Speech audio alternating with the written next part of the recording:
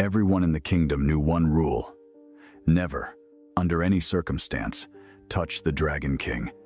Not his hand, not his cloak, not even the air too close to his skin, because the moment flesh met flesh, it turned to ash. And yet before the entire royal court, she grabbed his hand, and nothing happened. No fire, no scream, no smoke rising into the vaulted ceilings of the throne hall.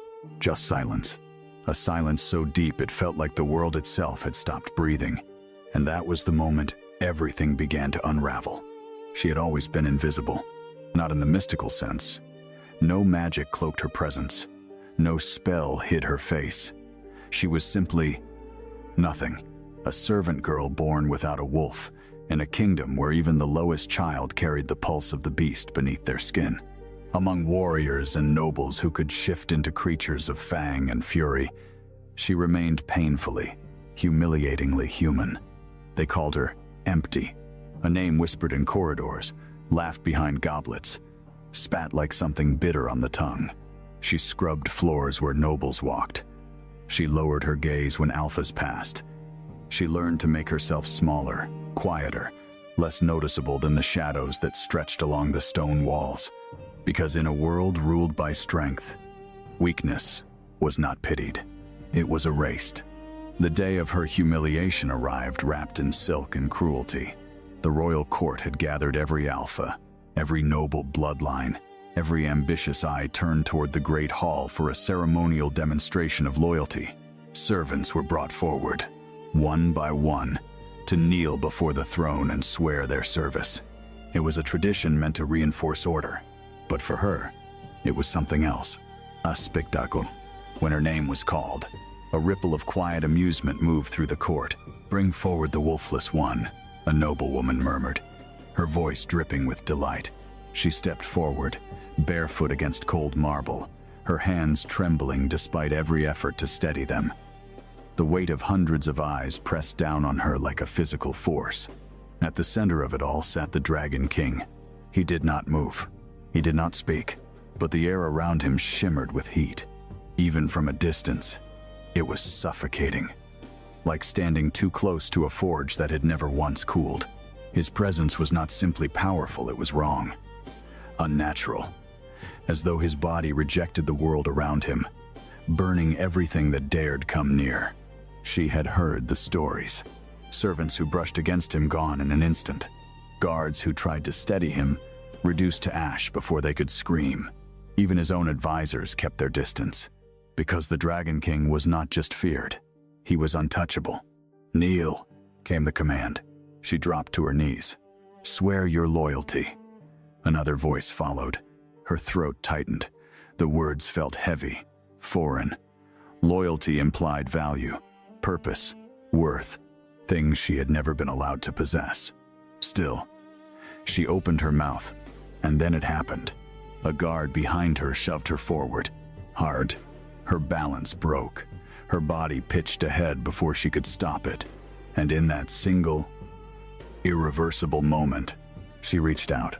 Her hand slammed against his. The court gasped as one. Some screamed. Others turned away, already expecting to witness her death. But no fire came. No flames devoured her skin. No ash drifted into the air. Instead, the Dragon King froze. His fingers, which had never held another living being without destroying it, remained still beneath her touch. His eyes, cold, ancient, and terrifying, snapped downward to where their skin met. And for the first time in years, the fire around him flickered. She should have pulled away. Every instinct screamed at her to let go, to retreat, to beg forgiveness. But something held her there, something deeper than fear, because for a single, impossible second, the heat was gone, not lessened, not weakened, gone, and in its place was something else, something steady, something alive. "Don't move." His voice was low, commanding, and laced with something no one in that room had ever heard from him before. Hook.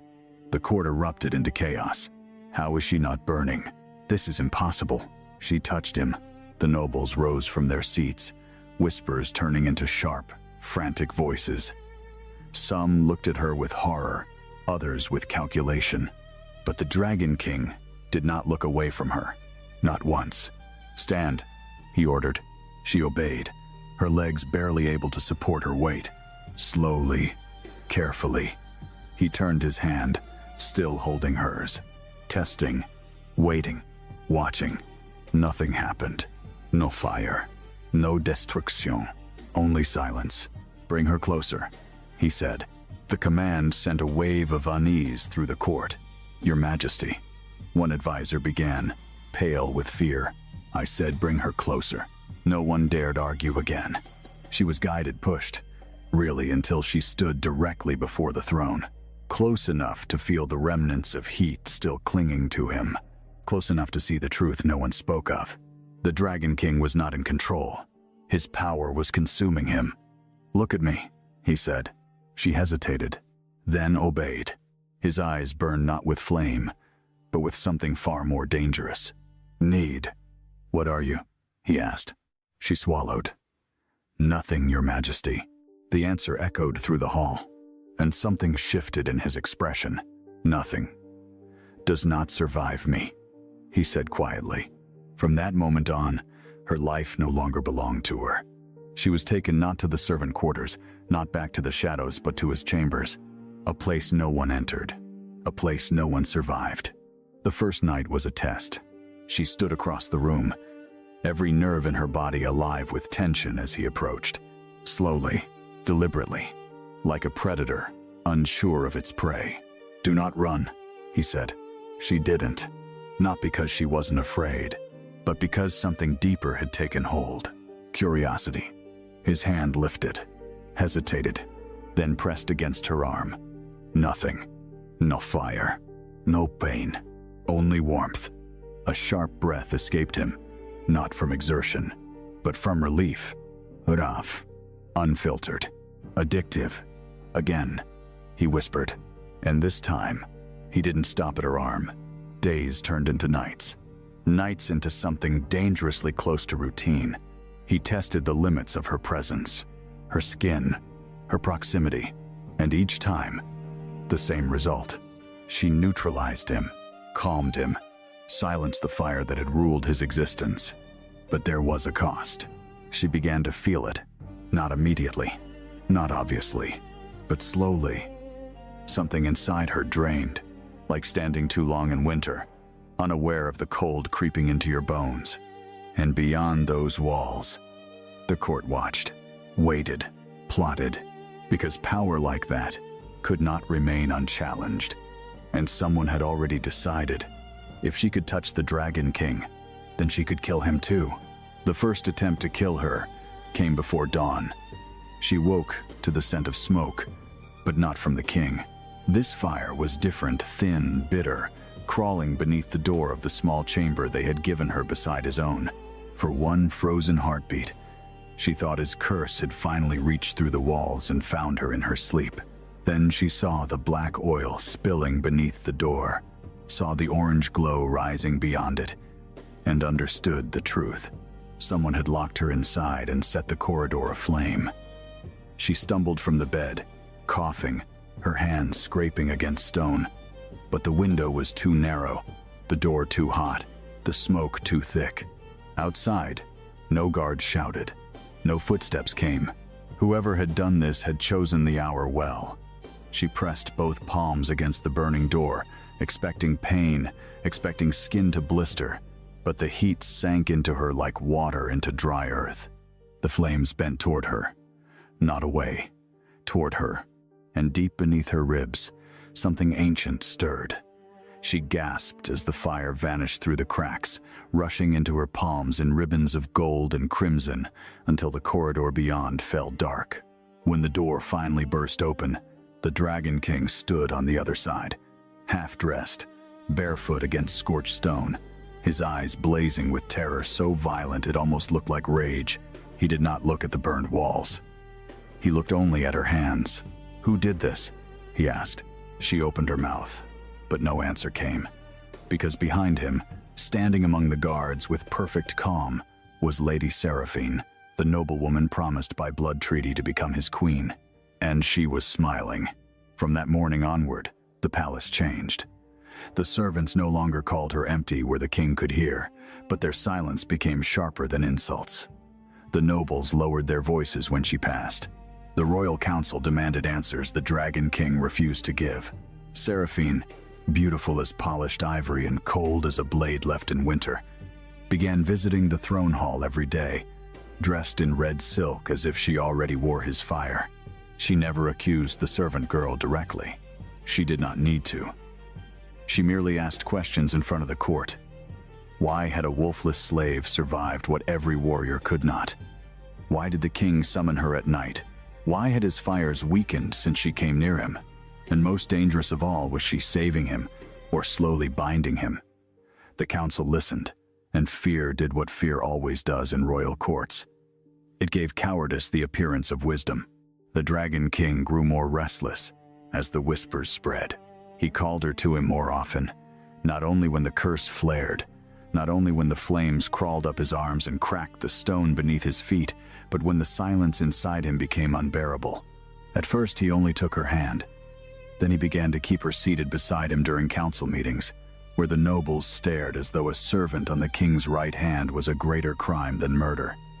At night, when the fire beneath his skin raged hardest, he would stand in the dark and say nothing until she crossed the room to him.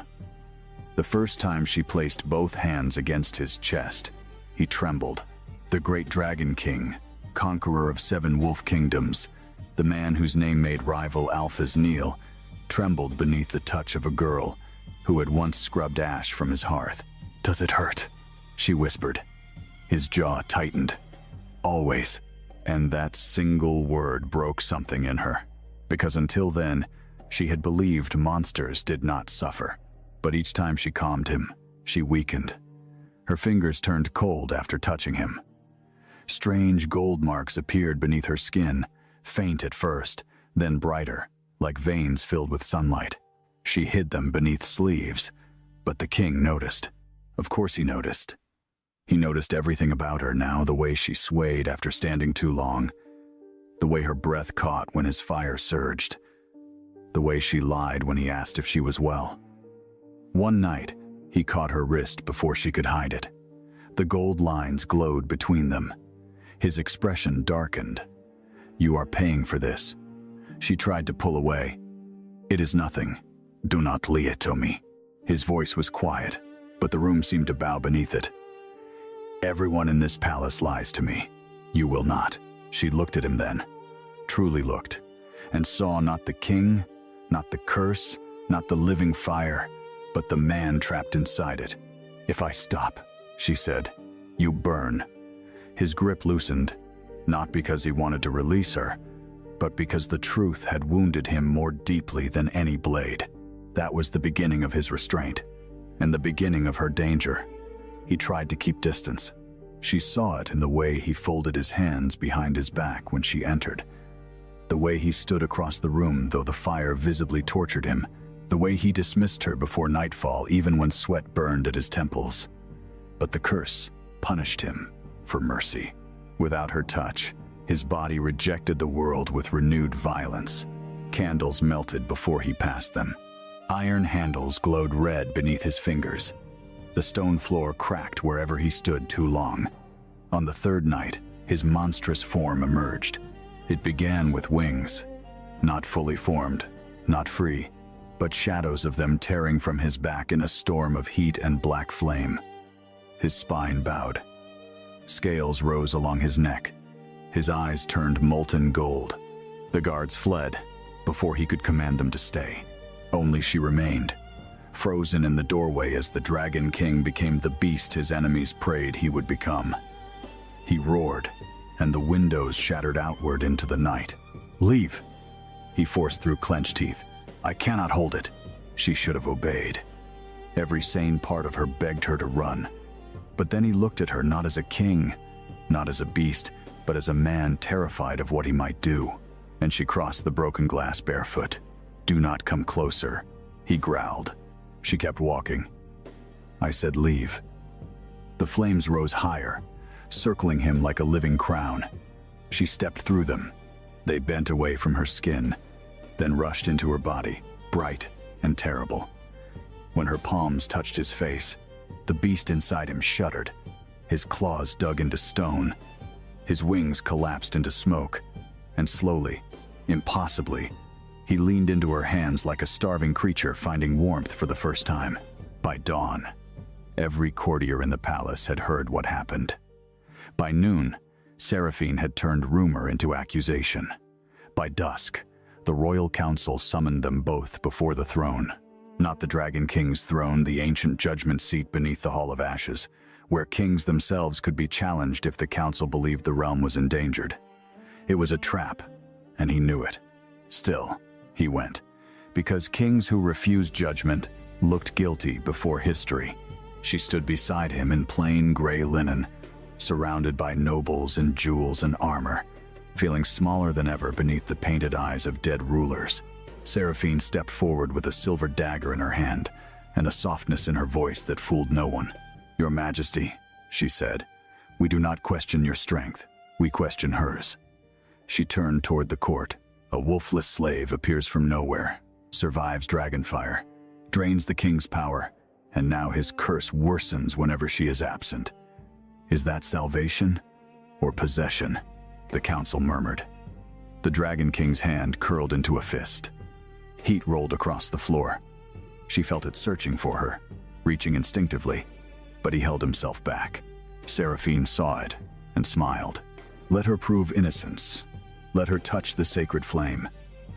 At the far end of the hall, an ancient brazier burned with white fire, said to reveal forbidden blood. No servant was allowed near it. No liar survived it. The girl's stomach dropped. The Dragon King turned on the council. "No." His voice shook the pillars. "This judgment ends now." But Seraphine had already won the room.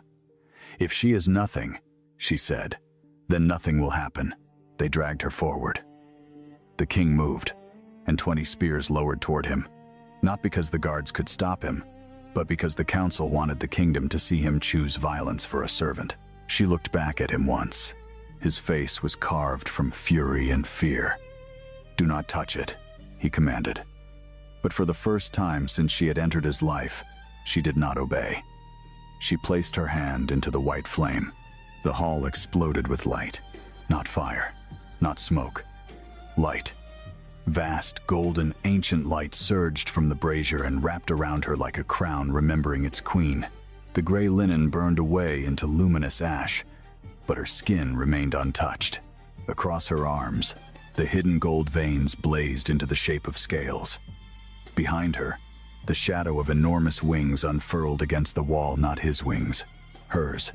The court fell to its knees without understanding why. The white flame rose higher, forming words in a language older than the wolf kingdoms, older than the dragon throne, older than betrayal itself. The Dragon King stared at her, as if seeing the answer to a question his blood had been asking all his life. Then the oldest counselor whispered the name no one had spoken for 3 centuries. The Emberblood heir. Seraphine's smile vanished. The truth broke over the hall like judgment. She was not wolfless because she was empty. She was wolfless because no wolf could live inside dragon blood. She was the last descendant of the ancient Emberblood queens, the royal line that had once balanced the Dragon Kings, not by serving them, not by obeying them, but by anchoring the fire inside their bodies so it would not consume the world. Her blood did not absorb his flame by accident. It recognized him, and his fire did not spare her because it was weak. It spared her because it had been searching for her since the day he was cursed. Seraphine lunged before anyone could stop her. The silver dagger flashed toward the girl's heart, but the Dragon King moved faster than flame. He caught the blade in his bare hand. For one breath, the court expected the dagger to melt. Instead, blood ran down his palm. Real blood. Human blood. Because while she stood within the sacred flame, his curse was silent. For the first time in years, he could bleed instead of burn. He looked at the blood in wonder. Then he looked at Seraphine. "You tried to murder my queen." The word queen shattered the last illusion of order. Rival alphas rose. Seraphine screamed that the Ember bloodline was cursed, that the servant had bewitched him, that no court would bow to Ashborn blood. The traitorous commander of the royal guard drew his sword and declared the king unfit, claiming the council's authority to seize the throne before dragon madness destroyed them all. And then the war, hidden beneath courtly manners, finally revealed its teeth. Chaos consumed the Hall of Ashes. Wolves shifted between pillars, tearing silk and armor as they lunged. Flame spiraled from the ancient brazier. The Dragon King fought without unleashing the full curse, because she was still too close, still glowing, still draining herself to keep him whole. He saw her knees buckle, saw the light in her veins flicker, and for the first time, he chose not to take what she offered. He chose to give something back. He crossed the hall through blood and fire, seized her hand, and pressed it against his chest. "No more," he said. "You will not die keeping me alive." She looked up at him, trembling. "If I let go, you become the curse again." His eyes softened in the middle of battle, impossibly, painfully. "Then let the curse take me." But she understood then what he did not. The bond was not meant to be one way. She was not born to be consumed. She was born to command the balance. So when the commander raised a black iron spear forged to pierce dragon hearts and hurled it toward the king's back, she stepped in front of him. The spear struck the light around her and stopped inches from her chest. Her eyes ignited gold. Her voice, when it came, did not sound like the servant girl they had mocked. It sounded like a throne waking from a long sleep. "Kneel." Every flame in the hall obeyed. The sacred brazier, the torches, the burning banners, even the fire beneath the Dragon King's skin surged outward and bowed toward her. The wolves froze. The nobles dropped to the floor as pressure filled the hall, ancient and absolute. The commander screamed as his black spear melted into dust. Seraphine staggered backward, all her beauty stripped bare by terror. The girl looked at her and saw every corridor insult, every cruel smile, every hand that had shoved her toward death. But she did not burn her. She did something worse. She spared her before the entire court. "Let her live," she said, "so she remembers whom she called nothing." The Dragon King looked at the girl then, not with possession, not with hunger, not with the desperate need that had first chained them together, but with reverence. He lowered himself to one knee before her. The court gasped, because Dragon Kings did not kneel. Not to councils, not to gods, not to fate. Yet he knelt before the servant girl with ash on her feet and fire in her blood, and he placed his wounded hand over his heart. "I choose her," he said, his voice carrying through the ruined hall. "Not because she saves me, not because my curse demands her. I choose her because every soul in this kingdom saw her suffer and called it weakness, while she carried a power greater than all of us, and still chose mercy." The mate bond struck like thunder. It was not soft. It was not gentle. It was a collision of ancient fire and living blood, a force that cracked the white marble beneath them and sent golden flames spiraling into the broken roof. She felt him not only his power, but his loneliness, his agony, every year of untouchable silence. Every night he stood alone, afraid to breathe too near another living thing. And he felt her the girl who had scrubbed floors while royal blood slept hidden in her veins. The child who had been called empty so often she nearly believed it. The woman who could have let the world burn, and instead chose to hold it together with her bare hands. When the light faded, the curse was changed. Not gone, not destroyed, transformed. The Dragon King's fire no longer lashed blindly at the world. It moved beneath his skin, like a sleeping beast, answering to two hearts instead of one. He reached for her slowly, not because he feared burning her now, but because choice mattered. She gave him her hand. This time, the touch did not drain her. Warmth passed between them, equal and steady. His thumb brushed over the gold marks on her wrist, and they softened into delicate lines like a living crown beneath her skin. Seraphine and the traitorous commander were taken away before sunset. The corrupt council was stripped of authority, its eldest members forced to swear before the sacred flame they had tried to weaponize. The rival alphas who had come hoping to witness weakness bowed instead to a union older than their bloodlines. And the servant quarters, where she had once slept, nameless and cold, were opened by royal decree. No child born without a wolf would again be called empty in his kingdom. That night, she returned not to the small chamber beside his, but to the high balcony overlooking the Black Mountains, where dragon fire once lit the sky in lonely storms. The king stood beside her, no longer surrounded by unbearable heat. For the first time, snow began to fall over the volcanic peaks without melting before it touched the stone. He watched it with quiet wonder, then looked at her as though the world had given him something too fragile to deserve. "You could leave," he said. "After everything this palace did to you, no oath binds you here." She turned her palm upward, the same hand that had once accidentally saved him before the entire court. "And if I stay?" His breath caught, and she saw the feared Dragon King become simply a man afraid to hope. "Then I will spend the rest of my life proving you were never born to be used." She stepped closer. "I was not born to be your cure." "No," he said, lowering his forehead to hers. "You were born to be my equal." And when he kissed her, the kingdom did not burn. The mountains did not crack. The ancient curse did not rise to punish them.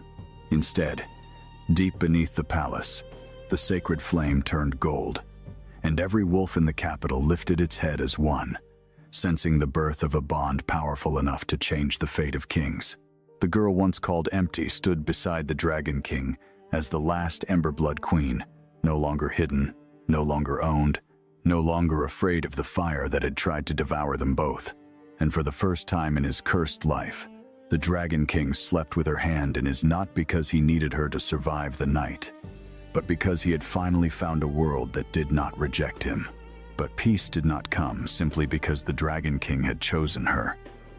In kingdoms built on old blood and older pride, love was never allowed to arrive without a blade hidden beneath it. By morning, the entire capital knew that the servant girl once called Empty had stood in the sacred flame and survived, that the Dragon King had knelt before her, that the court had watched his curse bow to her blood. Some whispered her name with wonder, others with fear, but the most dangerous ones whispered it with hatred. Because a girl raised among ashes had done what noble daughters had failed to do for years. She had touched the untouchable king, and instead of dying, she had become the one person no throne could ignore. The palace tried to dress her in silk before sunrise, but every gown they brought felt like a costume stolen from someone else's life. She stood before a polished bronze mirror, while 3 trembling attendants fastened gold clasps around her wrists, and all she could see was the same girl who had once scrubbed soot from hearthstones until her hands cracked. Only now, beneath her skin, golden lines shimmered faintly, pulsing whenever the Dragon King drew near, and he was always near. Not openly at first, not in a way the court could easily name, but his presence followed her like a storm refusing to break. Guards doubled outside her doors. Poison tasters appeared at every meal. Corridors emptied before she walked through them, not because she commanded it, but because he had made one thing clear without saying it twice. Anyone who touched her without permission would answer to fire. Yet protection could become another kind of cage, and she felt it before he did. The first week after the reveal, he tried to keep her away from every council session, every public ceremony, every noble gathering where resentment might sharpen into danger. "You have survived enough courts," he told her one evening, as red dusk bled through the balcony arches. "You do not need to endure another room full of smiling wolves." She looked at him carefully, at the man who had once demanded her touch, because his own body was a prison, and she understood the fear beneath his command.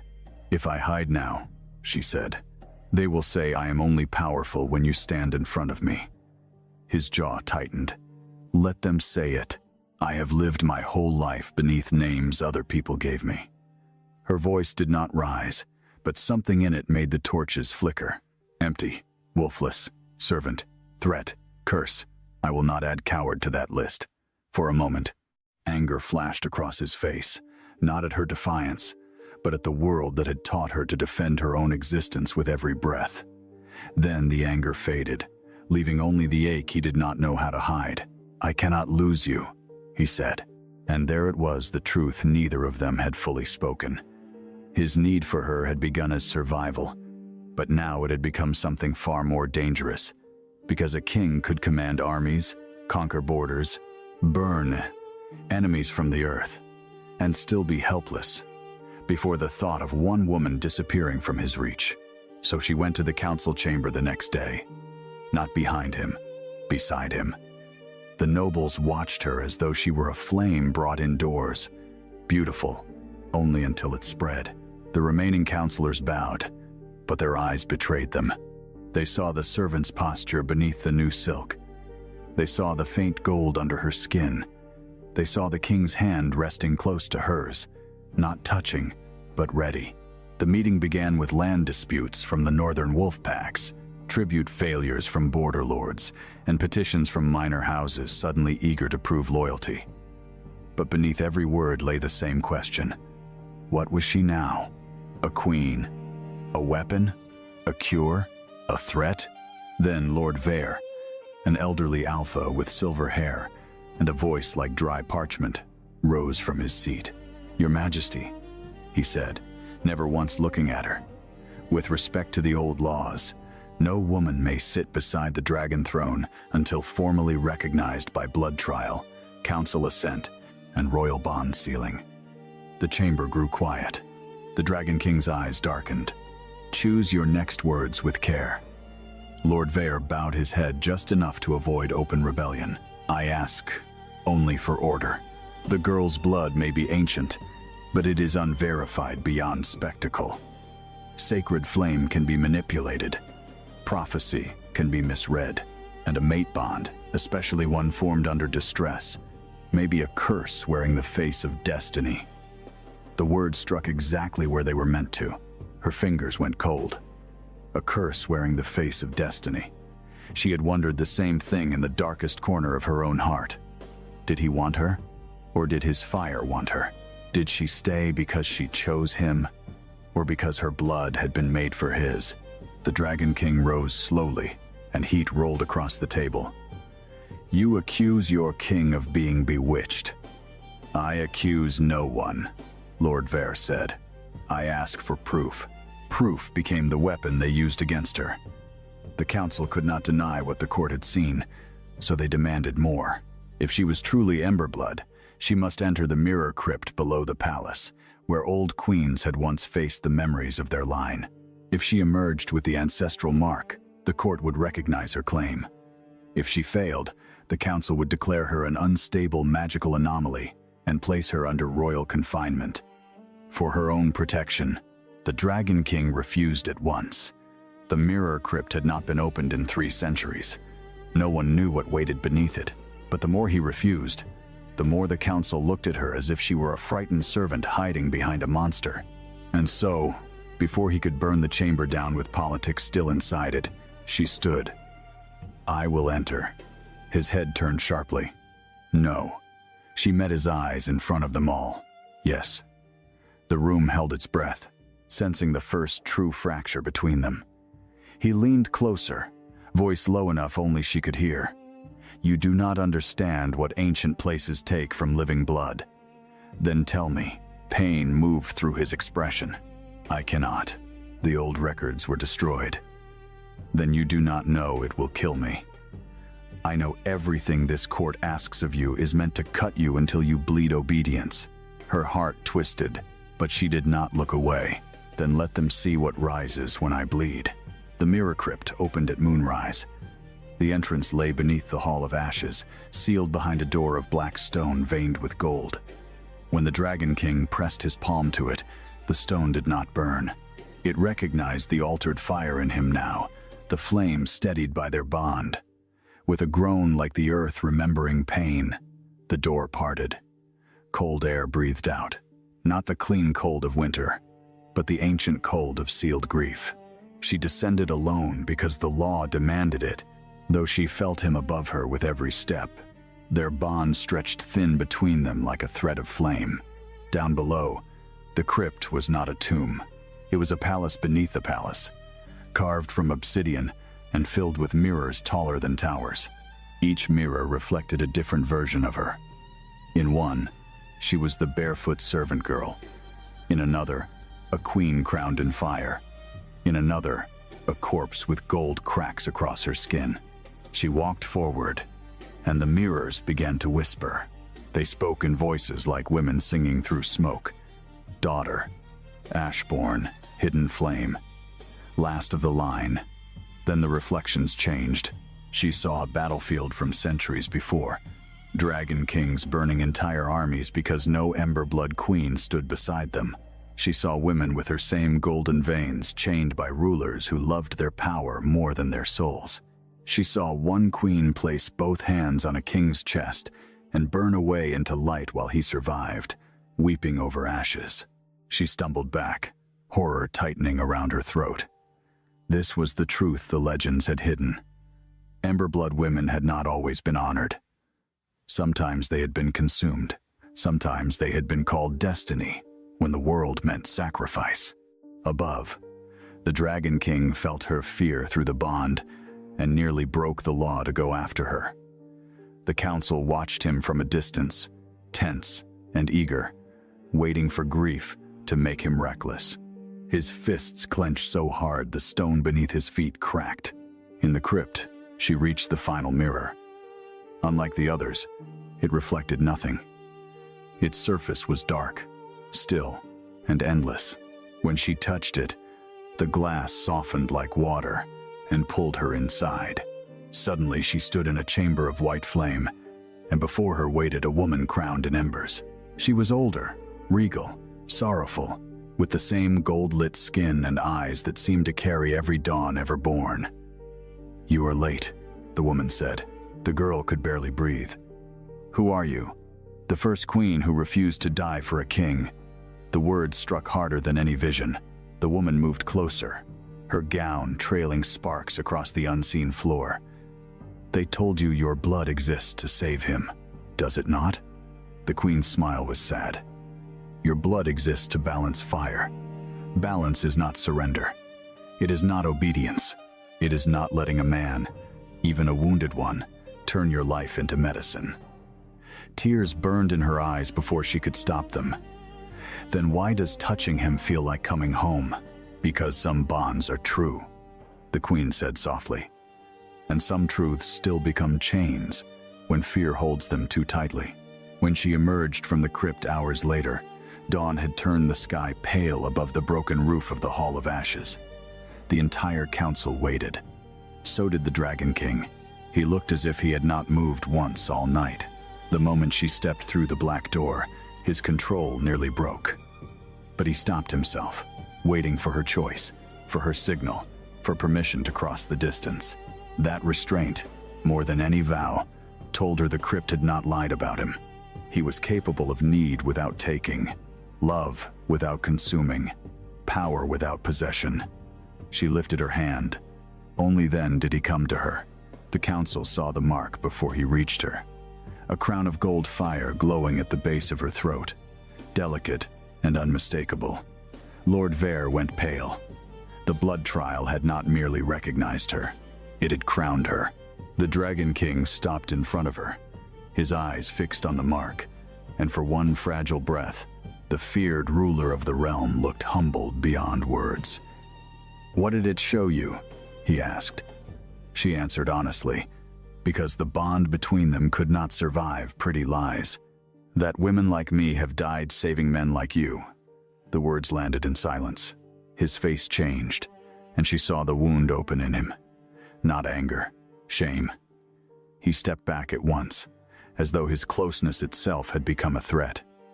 Then, "I will never ask again. That is not what I said. It is what I should have understood." His Volproti. His voice roughened.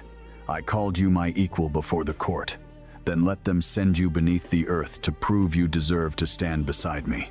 She reached for him, but this time he did not take her hand.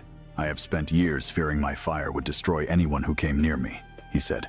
I never feared that my need might do the same. And then he turned away not because he did not love her, but because he did. That emotional retreat became the cruelest distance between them. He protected her still, honored her publicly, gave her authority the court could not ignore. But he stopped reaching for her in the quiet, stopped asking her to calm the fire when it hurt him, stopped sleeping with her hand in his. At first, she told herself, this was what freedom should feel like. Space, choice, no demand. But every night, through the bond, she felt his pain flare behind walls of restraint. She felt him walking alone in chambers scorched by his own skin. Felt him biting back roars until blood filled his mouth. Felt him choosing suffering because he had mistaken distance for respect. And she, proud enough not to beg and wounded enough to doubt, let the silence grow. The palace noticed. Seraphine, though imprisoned in the Western Tower awaiting judgment, noticed most of all. Hatred sharpened her patience. From behind iron bars, she began sending messages through servants still loyal to her house. If the Emberblood girl had created distance between herself and the king, then the curse could be turned again. And if the curse returned in full before the realm, the council would have its proof that neither love nor ancient blood could save him. The attack came during the Moon Tribunal, a gathering of the werewolf kingdoms under the Dragon King's rule. Alphas from the Frost Packs, the River Clans, the Ironwood territories, and the Southern Red Wolves filled the great amphitheater beyond the palace walls. It was a night of public oaths, where each pack renewed allegiance beneath the full moon. She stood beside the throne in a gown of deep ember gold, her ancestral mark visible for all to see. The Dragon King stood apart from her by several steps, a distance no one else understood but everyone felt. Rival Alpha Kale of the Ironwood Pack watched that distance with predatory interest. He was broad, scarred, and ambitious, a ruler who had obeyed only because the Dragon King's curse made rebellion suicidal. But now, the curse had weakened. The king bled, the servant queen doubted, and men like Kale could smell fracture the way wolves smelled blood. When the sacred horn sounded, each alpha approached to kneel. Kyle came last. He bowed lower than required, then looked up with a smile that never reached his eyes. "Your Majesty," he said, "we are honored to see the realm steadied by your companion." The insult was wrapped in silk. The amphitheater chilled. The Dragon King's fire stirred, but he held it down.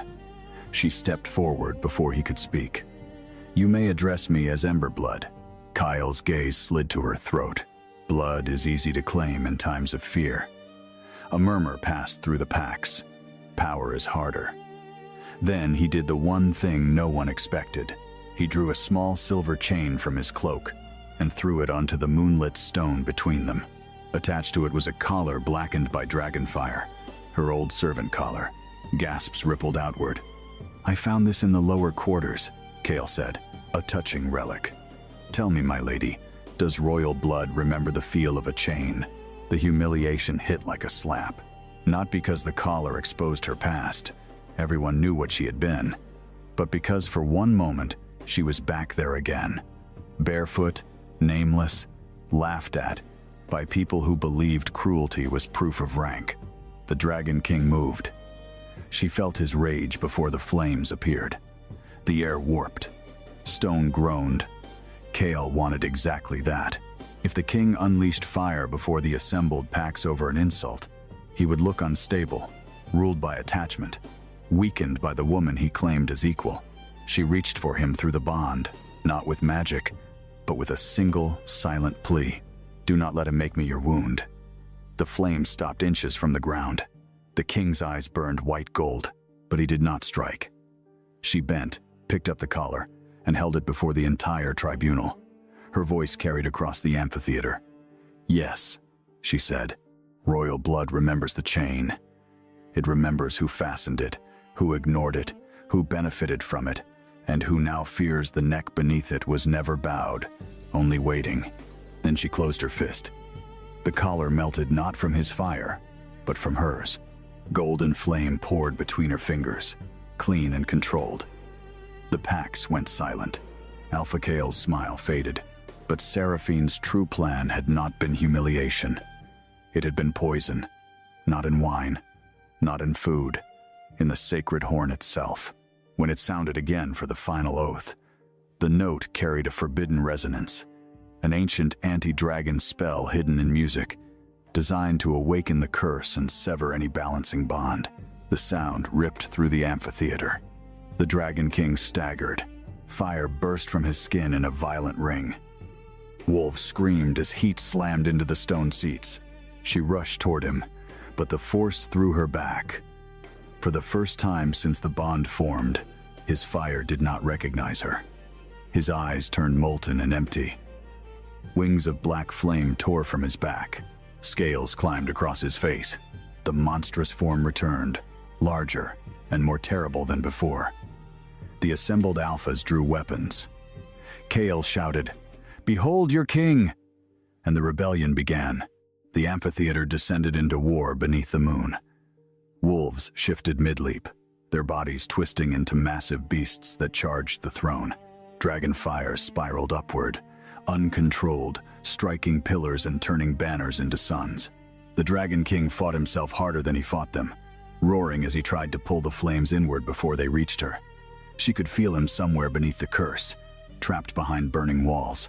She ran toward him again, but Alpha Kale intercepted her in wolf form, a massive iron-gray beast with jaws wide enough to crush her spine. He lunged. She raised her hands, and golden fire formed a shield just as his claws struck. The impact drove her to her knees. Around her, loyal guards battled traitors, packs turned on packs, and above them all the Dragon King's monstrous shadow blotted out the moon. Kyle shifted back just enough to speak, blood on his teeth. "You are not his salvation," he snarled. "You are the leash, and I will free the realm from both of you." He struck again, and this time her shield cracked. She was still learning power that her ancestors had carried from birth. He was a war, Alpha, forged through decades of violence. He drove her backward across the broken stone until her shoulder slammed into the base of the throne. The Dragon King saw it, even through the curse, even through the spell tearing his mind apart. He saw Kale standing over her. Something human awakened inside the beast. He roared Kale's name with such fury that every wolf in the amphitheater froze. But when he tried to move toward her, the anti-dragon resonance twisted tighter around him, turning his own fire inward. Black cracks spread across his chest. He was burning from within. She understood then that Seraphine had not meant merely to expose him. She had meant to make him destroy himself before the realm. There are moments when fear ends not because courage arrives, but because love becomes more unbearable than death. She rose despite the blood at her temple, despite the trembling in her legs, despite the ancestral queen's warning that balance must never become sacrifice. This was not surrender. This was choice. She stepped past Kale and walked into the inferno surrounding the Dragon King. The flames struck her like 1,000 blades. Her skin lit gold. The bond screamed. He saw her coming and fought to retreat, but chains of sound held him in place. "No," he growled, voice broken between man and beast. "Do not." She kept walking. "You told me I was your equal." "Yes, then stop deciding alone what I am allowed to risk." His monstrous eyes filled with pain. "I will kill you." She reached the center of the fire and placed both hands against his burning chest. This time, she did not absorb. She commanded, "Then find me before you do." The world vanished into flame. Inside the curse, she saw him. Not the king, not the beast, but the boy he had been before power became punishment. A child standing in a nursery of burning curtains while adults screamed beyond the door. A prince whose dragon blood awakened too early, too violently, incinerating the nurse who tried to comfort him. A young ruler taught never to touch, never to cry, never to desire closeness because desire made him dangerous. A man crowned, not by triumph, but by isolation. He had not rejected the world first. The world had recoiled from him, until his body learned to do the same. She moved through that memory fire and found him kneeling in the center of it, hands covered in ash. I am tired, he whispered. I know, she said. I have burned everything. Not me. He looked up at her, eyes haunted. I wanted to. The confession would have frightened anyone else. But she heard what lay beneath it. Not cruelty, but terror. He had wanted to hold her so badly that need itself felt monstrous. She knelt before him. Wanting is not taking. She held out her hand. Come back. When they emerged from the flame, the amphitheater was silent. The Dragon King stood in human form, shaking, his face streaked with ash and tears. No one dared acknowledge. Her hands remained pressed to his chest, but the gold light no longer drained her. It flowed between them in a circle, fire answering blood, blood answering fire. The anti-dragon spell shattered with a sound like glass breaking beneath the moon. Across the amphitheater, the sacred horn cracked open, revealing a hidden black rune carved inside. Every eye turned towards Seraphine's tower in the distance. Her betrayal was no longer rumor. It was proof. Alpha Kale, seeing the rebellion falter, made one final desperate move. He seized a fallen spear and charged not at the Dragon King, but at her. The king turned, but she lifted one hand. This time, she did not need saving. The ground beneath KL erupted with golden flame, not burning his flesh, but binding his shadow to the stone. He collapsed mid-stride, unable to move. She walked toward him slowly, the entire tribunal watching. You wanted proof of power, she said. Here it is. Kyle strained, veins bulging in his neck. Kill me then. She looked at the assembled packs, at the nobles, at the soldiers who had once watched her humiliation as entertainment. No. Death is too easy for men who mistake cruelty for strength. She turned to the Frostpack Alpha, an older woman with silver eyes who had not joined the rebellion. Let him stand trial before the packs whose sons he brought here to die for his ambition. The Frost Alpha bowed, not to the Dragon King, to her. That bow changed everything. One by one, the loyal Alphas knelt, not from fear of dragonfire, not from obligation to the throne, but because they had seen the girl once mocked as wolfless stand between madness and massacre and choose justice over vengeance. The Dragon King watched them kneel before her, and no jealousy touched him, only pride. Fierce, quiet, devastating pride. When she returned to his side, he did not reach for her in front of them all. He waited. She slipped her hand into his. The gesture was small, but the amphitheater felt it like a coronation. Seraphine was brought down from the western tower before dawn. She had traded silk for prison gray, but even chained, she held herself like a woman who believed beauty could still command mercy. They brought her into the damaged throne hall, where the sacred flame now burned gold instead of white. The council gathered, diminished and afraid. The packs stood witness. Seraphine looked first at the Dragon King, then at the girl beside him. Hatred flickered, but beneath it was something uglier. Grief. It should have been me, she said.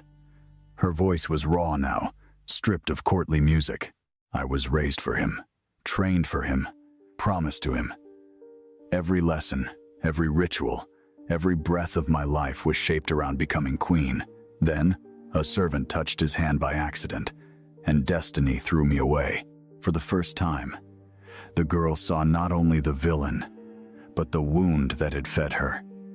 It did not excuse the murders, the fire, the poison, the rebellion, but it made the cruelty human, and somehow that made it worse. The Dragon King's voice was cold.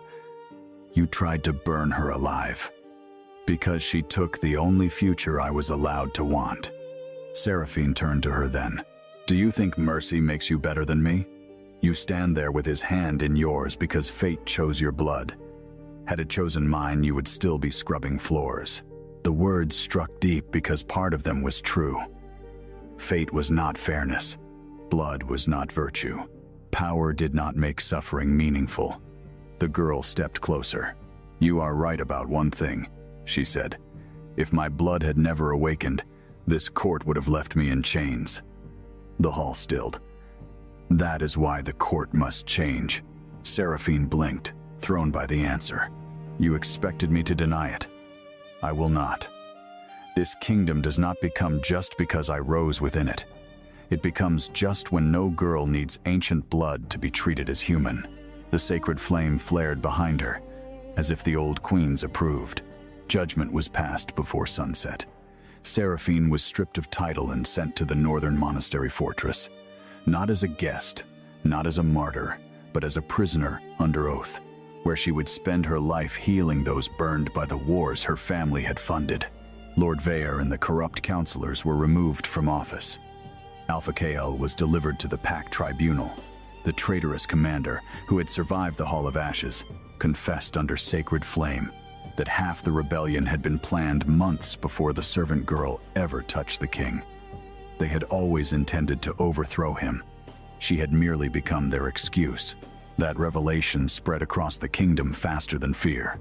People began to understand that the Dragon King's curse had not been the only danger in the realm. Men without fire had done just as much burning, but victory did not heal everything. In the days that followed, she struggled beneath the weight of her new name.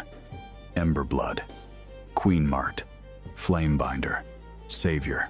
The words changed depending on who spoke them, but each one tried to turn her into something larger than a person. In private, she still woke from dreams of the Mirror Crypt, seeing ancient queens vanish into the men they loved. Sometimes she pulled her hands away from the Dragon King before realizing she had done it. Sometimes he flinched from touching her, haunted by the same fear from the other side. Love had saved them in battle, but ordinary tenderness required a different courage. No prophecy could teach them how to sit together in silence without wondering who owed what to whom. One night, weeks after the rebellion, she found him in the old nursery of the East Wing. It had been sealed for years. The walls were still scarred by fire, though someone had tried to cover the damage with tapestries. He stood before a small blackened cradle, his face unreadable. She remained at the doorway. Is this where it began? He nodded. I was 4. The number made her chest ache. 4 years old, and already treated as a disaster. They told me later I had killed a woman who loved me. His voice was steady, but she knew what steadiness cost him. After that, no one entered my room without gloves, chains, or fear. She crossed the room slowly and stood beside him. You were a child. Children can still destroy. Yes, she said softly, but they should not be left alone with the ashes. He closed his eyes. For a long moment, neither spoke. Then he said, when you first touched me in the throne hall, I wanted to lock every door in the palace and keep you where no one could take you. The confession hung between them, dark and honest. I know. I am ashamed of that. Good, she said, and his eyes opened in surprise. She smiled faintly, sadly. Shame means you know the difference between love and hunger. He looked at her then, as if she had placed a blade in his hand and trusted him not to use it. And do you trust me? She took time before answering, because the truth deserved more than comfort. I trust the man who fights his hunger. I do not trust fate blindly. I do not trust crowns. I do not trust need when it goes unnamed. She reached for him. But I trust what you choose after you name it. His hand trembled before he took hers. That night, he did not ask her to calm the fire. She did not offer to. They simply sat together on the nursery floor until dawn touched the burned walls. And somehow, that became more intimate than any desperate touch before it. No curse forced them. No court watched them. No prophecy demanded proof. When his fire stirred, he breathed through it. When her gold marks glowed, she let them fade naturally. They were two wounded creatures learning that love could be quiet and still be real. The coronation came at midsummer. Not a wedding first, though the court expected one. She insisted on recognition before romance, law before ceremony, change before celebration. The Dragon King agreed without hesitation, and that agreement did more to silence opposition than any threat could have. Before the gathered kingdom, he amended the old hierarchy. Wolfless children could no longer be enslaved by packhouses. Servant collars were outlawed in royal territories. Any noble found using blood status to claim ownership over another living soul would lose title, land, and protection. The alphas shifted uneasily at the decrees, but none dared oppose them openly, not after the Moon Tribunal. She stood beside the king while the laws were read, hearing whispers ripple through the crowd. Some called her dangerous, some called her impossible. But in the back of the hall, among the servants, a little girl with no wolf stared at her with wide, shining eyes. That was the moment the new queen nearly wept. Only after the laws were sealed did she agree to the bonding ceremony. It was not held in the throne hall, where humiliation had first made them visible to each other, nor in the Hall of Ashes, where power had been revealed through violence. She chose the ruined garden behind the East Wing, a place long abandoned because nothing had grown there since the Dragon King's curse first scorched the soil. On the morning of the ceremony, servants cleared the ash, opened the stone channels, and brought water from the mountain springs. She walked barefoot over the black earth in a gown the color of dawn. The Dragon King waited beneath the skeletal branches of an ancient tree, dressed not in armor, not in conquest black, but in simple, dark ceremonial robes edged with gold. He looked less like a weapon that day, more like a man standing before the possibility of being loved without fear. The bond vows were older than the Wolf Kingdoms.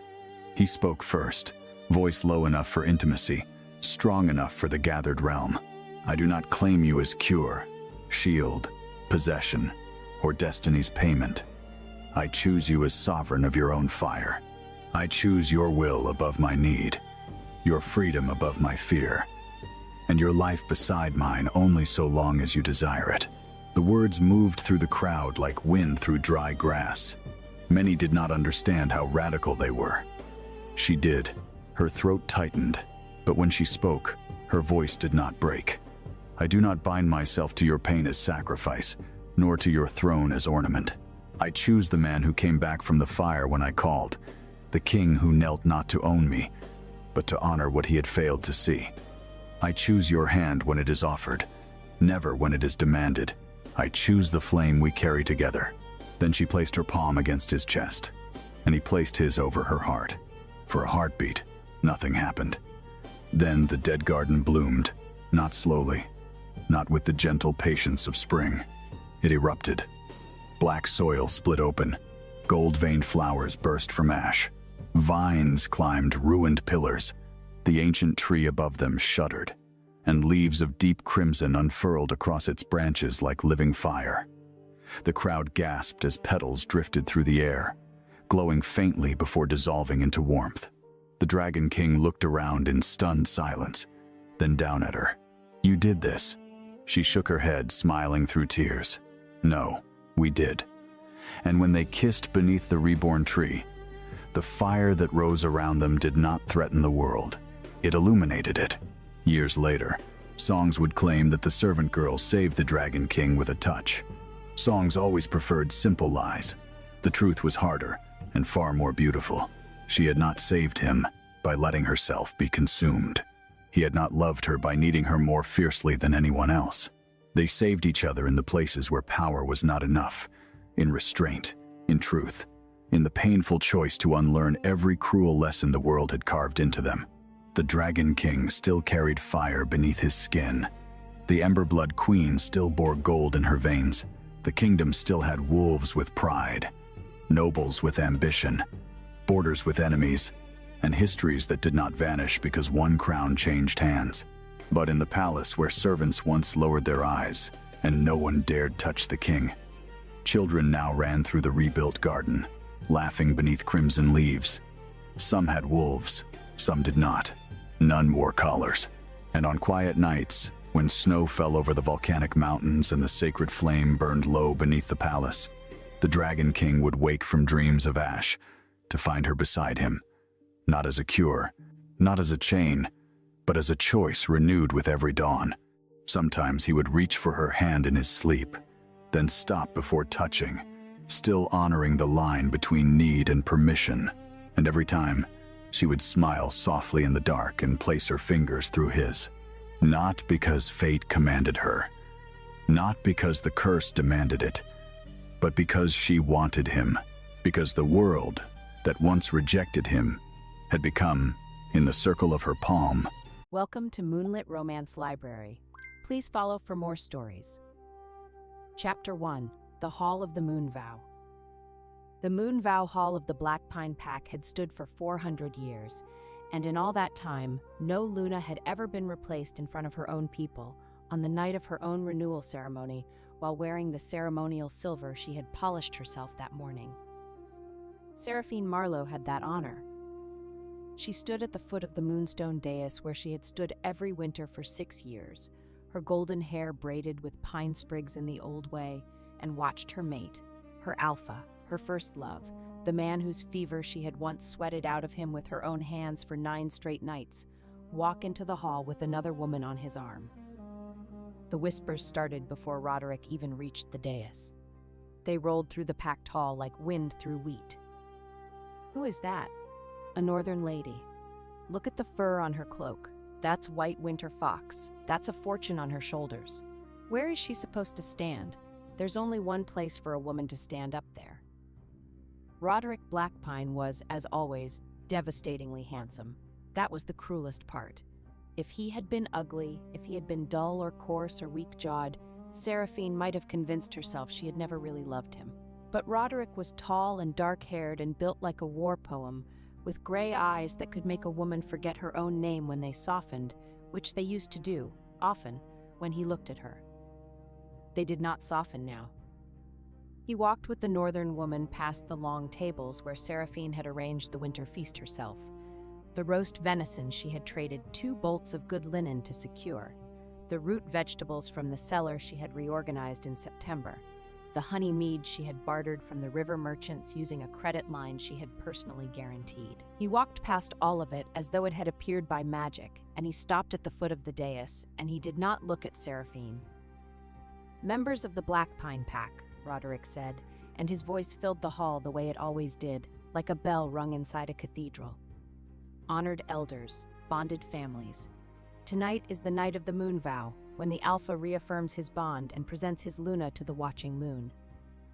Seraphine's hands were steady at her sides. She had rehearsed her part. She would step forward, Roderick would take her hand, they would speak the old words, and the winter would be sealed. She had done this 5 times before. She knew the cadence of it, the way she knew her own heartbeat. "Tonight," Roderick continued, "I present a new bond." The hall went so quiet that Seraphine heard a log shift in the great fireplace 30 feet away. "Lady Alara Winterbourne, of the Northern Winterbourne family, has accepted the position of Luna of the Black Pine Pack." The woman beside him stepped forward, and Seraphine got her first real look at the person who was replacing her. Alara Winterbourne was beautiful in the way that expensive things are beautiful, precise, polished, and utterly without warmth. She had dark auburn hair coiled at the base of her neck, skin like parchment that had never seen honest sun, and eyes the color of frozen river water. She wore White Winter Fox across her shoulders and a gown of midnight blue velvet that must have cost more than the Black Pine Pack's entire autumn grain budget. Her hands were folded in front of her, and her expression was one of serene, practiced modesty, the kind of modesty that says, "I have already won, and I am being gracious about it." She was also, Seraphine noticed with a clarity that surprised her, wearing a betrothal chain that had been forged at least 3 months ago. The silver had already developed the specific patina that comes from. The first thing Seraphina Hale heard through her bedroom wall was her fiancé laughing at the word accident. The second thing she heard was Lady Corvina Marrow saying, "Snow hides foolish girls very well." Seraphina stood in the middle of her chamber with a silver brush in one hand and a hunting boot in the other. The fire had burned low. The mirror showed a woman of 26 in a dark green house gown, hair half braided, face too still. At her feet, 8 royal winter hounds stopped chewing the same stolen slipper and lifted their heads together. Prince Orenvale spoke again on the other side of the carved panel. His voice had the lazy softness he used at council dinners. She knows the forest paths. Make her trust the western stag trail. The ravine will do the rest. Corvina gave a small, delighted gasp. You sound almost cruel. Cruel would be breaking the betrothal in open court, Oren said. This is cleaner. A tragic misdirection during the winter hunt. Her hounds will scatter. She will panic. By sunset, father will need a new bride for the border alliance. Serafina lowered the boot. Captain Biscuit, largest of the hounds, rose with the patience of a judge. Duchess followed. Buttons wagged once, then sneezed into the slipper. Oren added, Besides, she is only the royal kennel master's pretty daughter. My father liked her mother's service record. That does not make her fit to sit beside me. The silver brush bent in Serafina's hand. For 3 breaths, she did nothing. That was important. Her mother had taught her not to loose a hound until the hound understood the shape of the field. So Serafina listened. She heard silk brush stone. She heard Oren lift a cup from the little table in the adjoining guest salon. She heard Corvina murmur that she had already moved the western trail markers. Then Serafina set the brush down and smiled at her hounds. Good evening, respectable criminals, she whispered. We're going to practice manners. Every tail began to move.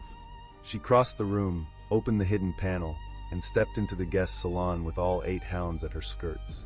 Oren was standing too close to Corvina beside the wine table. His dark blue coat was unbuttoned at the throat. Corvina's white fur wrap sat over Serafina's own chair. They both turned at once.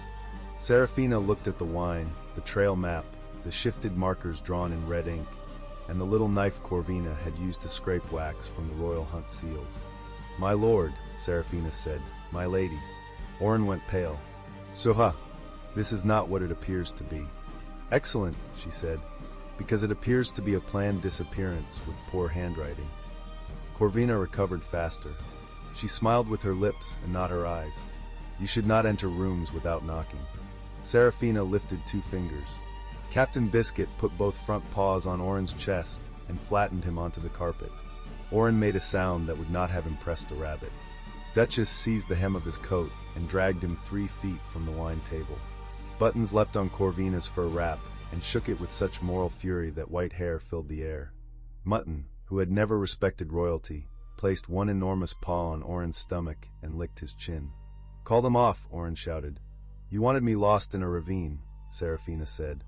I want your collar buttons lost under a settee. We are not the same.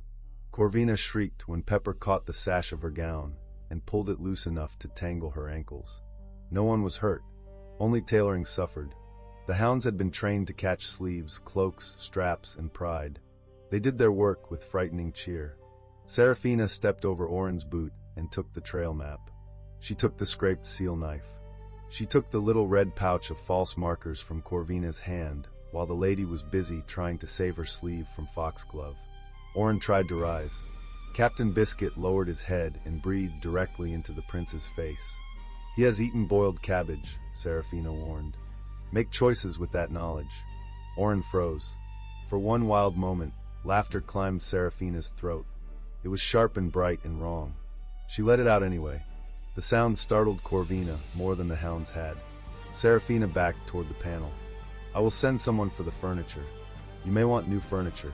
Also new souls. Sarah, Oren said, voice breaking. You cannot do this. Watch me. She whistled once. 8 hounds released silk, wool, buttons, and dignity. They rushed after her through the panel. Serafina shut it, bolted it from her side, and ran. She laughed down the corridor until the laugh cracked. She laughed past the tapestry of the first winter hunt. She laughed down the servant's stair, while Buttons carried Corvina's fur wrap in his mouth like a fallen enemy banner. By the time she reached the kennels, the laugh had become a sob she could not swallow. The royal kennels were warm with straw, iron stoves, and dog breath. 32 hounds lifted their heads from their beds. The youngest pups tumbled over each other to reach her. The old lead bitch, Grandmother Pike, opened one eye and judged everyone. Serafina shut the kennel door behind her and pressed both hands to her mouth. Oren had planned the western ravine. Corvina had moved the markers. The prince had said only the kennel master's daughter. Only pretty, only useful until a cleaner bride appeared. Her knees weakened. Captain Biscuit leaned his weight against her thigh. Duchess pushed her head under Seraphina's hand. Buttons dropped the fur wrap and sat on it, proud and unhelpful. Seraphina allowed herself 12 breaths. On the 13th, she stood. Crying was permitted. Collapse was not. She crossed to the tack room and lit 2 lamps. The kennel ledgers waited in their cabinet. She pulled the winter feed book, the hunt route register, the injury log, and the sealed copy of the hound master's oath. Her mother had made 3 rules for a woman cornered by a noble house. First, leave with proof. Second, leave with witnesses.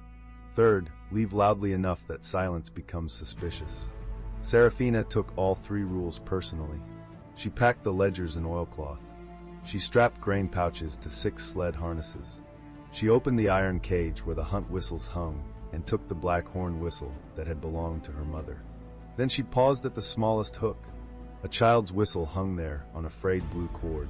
It was plain bone, carved with a crooked moon. A boy had given it to her in a snowstorm when she was 8. He had found her crying under a pine before she ever came to the palace. He had wrapped his own scarf around her and said, very severely, that brave girls were still allowed to ask for help before freezing to death. She had never learned his name. Seraphina put the old whistle around her neck. The hounds watched with bright eyes. "We are not sneaking away," she told them. "We are conducting a professional relocation." Grandmother Pike groaned. "Do not take that tone." 1 hour later, the eastern kennel gate opened on a sight the palace would discuss for years. Seraphina Hale walked out under a hard white moon wearing her training coat, tall boots, and a belt full of whistles. Behind her came 32 royal winter hounds in travel harness. 6 dragged sleds of ledgers, feed, medicines, blankets, and 1 stolen white fur wrap that Buttons refused to surrender. At the front, Captain Biscuit carried Orin's torn collar in his mouth. Seraphina stopped at the public hunt board in the stable court.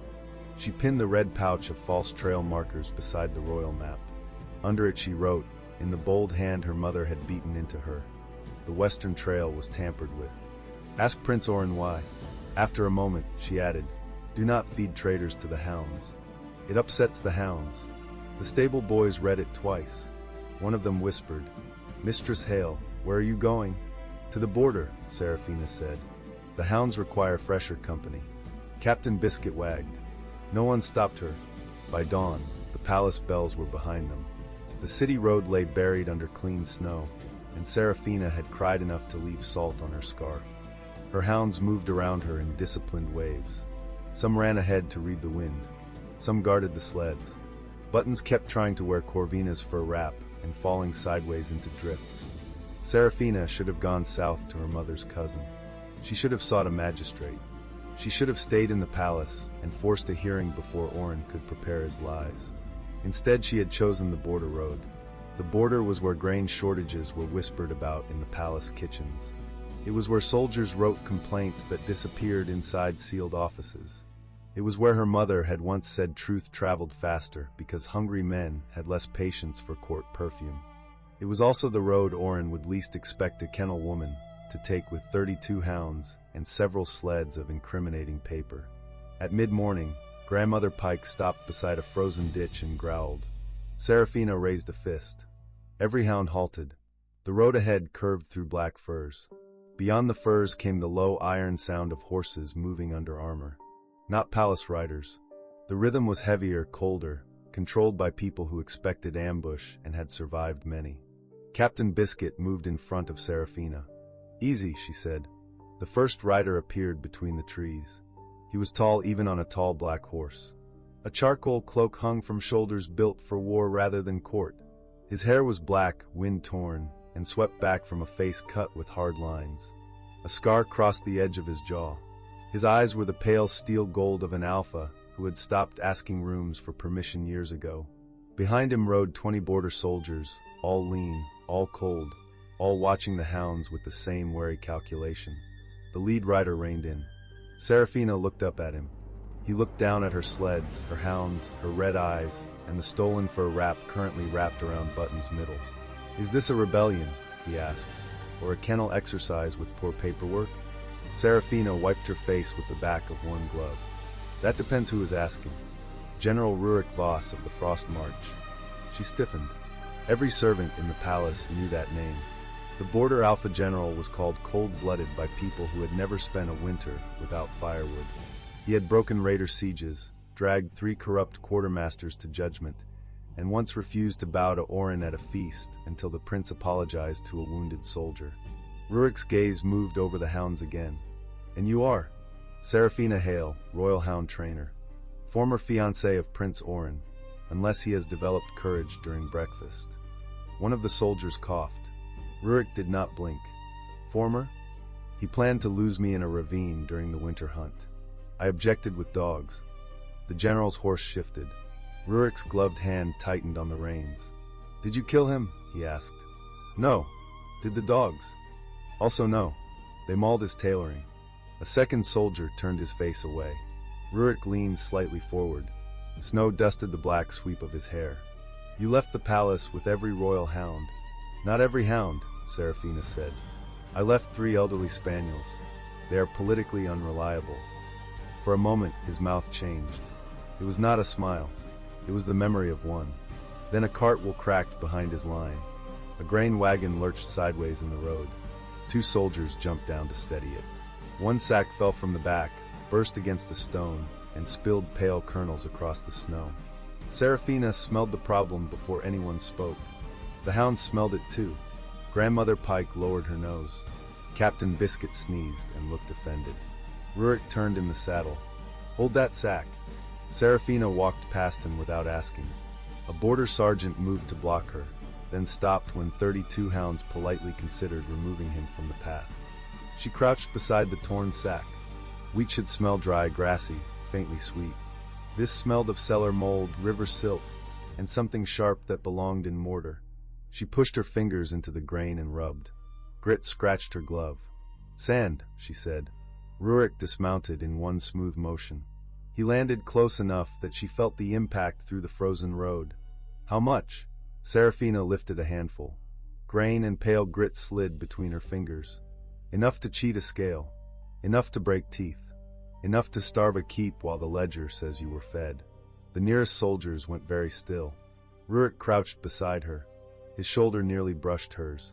He smelled of cold leather, pine smoke, and iron discipline.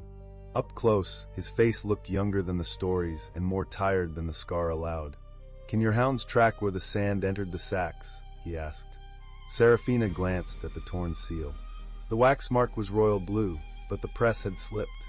Her kennel ledgers tracked feed shipments by scent for the hunt dogs. Grain theft always left a trail if someone cared to put a nose to it. "Yes," she said, "if you stop breathing down my collar." His eyes lowered to the space between them. Seraphina realized his gloved hand was braced on the snow beside hers. Their fingers were close enough for the heat of him to reach her through winter air. Her heart, treacherous animal, struck once against her ribs. Rurik did not move away. "I breathed where the evidence is," he said. "Then the evidence is about to file a complaint." A hound sneezed directly into the spilled grain. Seraphina closed her eyes. "That is Mutton. He has strong views on fraud." Rurik looked at the hound, then back at Seraphina. "Mistress Hale, I was riding to the capital to demand the grain owed to my garrisons. It appears the capital has sent me sand and a witness. I am not capital property. I did not say you were." His answer came too fast for courtesy. It landed between them with a weight she felt. Seraphina stood. He stood with her. Because he was very tall and too close, she had to tilt her head back. Oren had used height as decoration. Rurik wore it like a wall built in a blizzard. "I can help you test the wagons," she said. "Then I keep moving." "Where?" "Away from ravines. The road ahead is borderland. Wolves answered to me there. Hounds answered to me everywhere." One of his eyebrows rose. Captain Biscuit chose that moment to sit on Rurik's boot. The general looked down. Seraphina folded her arms. "He is negotiating." "For what?" "Possibly your boot. Possibly your soul. He is ambitious." Rurik's gaze returned to her face. The hard line of his mouth shifted again. This time the smile almost survived. "Then we should draft terms," he said. The first test took place in the lee of the firs. Seraphina cut open 6 sacks from 3 wagons. Rurik watched in silence while she separated wheat, grit, chaff, and seal threads on a square of dark cloth. His soldiers watched her hands with the hungry attention of men whose supper depended on facts. The result was worse than she expected. Every sack held sand. Some held more sand than grain.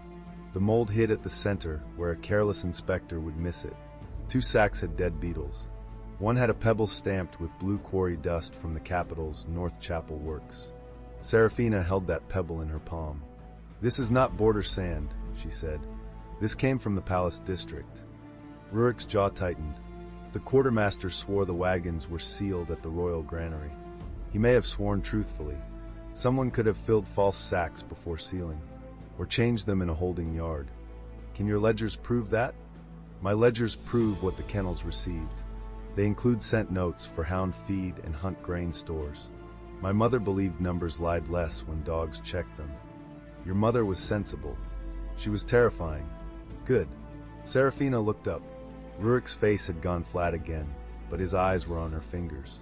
She realized she had rubbed the pebble so hard that grit had cut through her glove. A thin red line marked her thumb. Before she could hide it, he caught her wrist. The contact was careful. It still sent heat up her arm. His hand circled her wrist with complete control and no effort. She could feel the difference between restraint and weakness.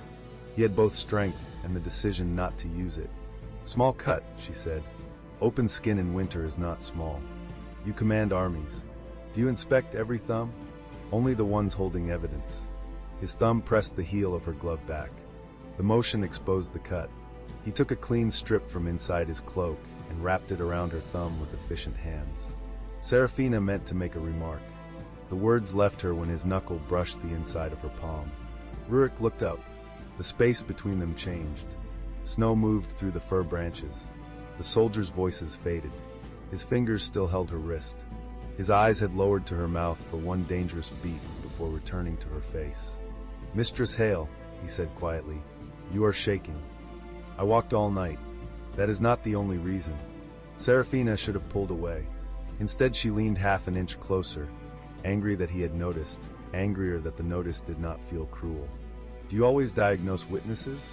"Only when they arrive with 32 hounds, a stolen fur, and evidence of a planned disappearance." "A planned disappearance. Do not inflate my importance. I rarely need to inflate what is already large." His voice had gone lower. It struck under her ribs with an alarming lack of permission. Captain Biscuit sneezed between them. Serafina snatched her hand back. That was late but effective. Rurik looked at the hound. He objects. He believes bandages should be paid for in dried liver. Reasonable. The general gave the hound a strip from his saddlebag. Captain Biscuit accepted it with the solemnity of a treaty signing. By noon, Rurik had turned his column toward Frostgate Keep instead of the capital. Serafina objected immediately.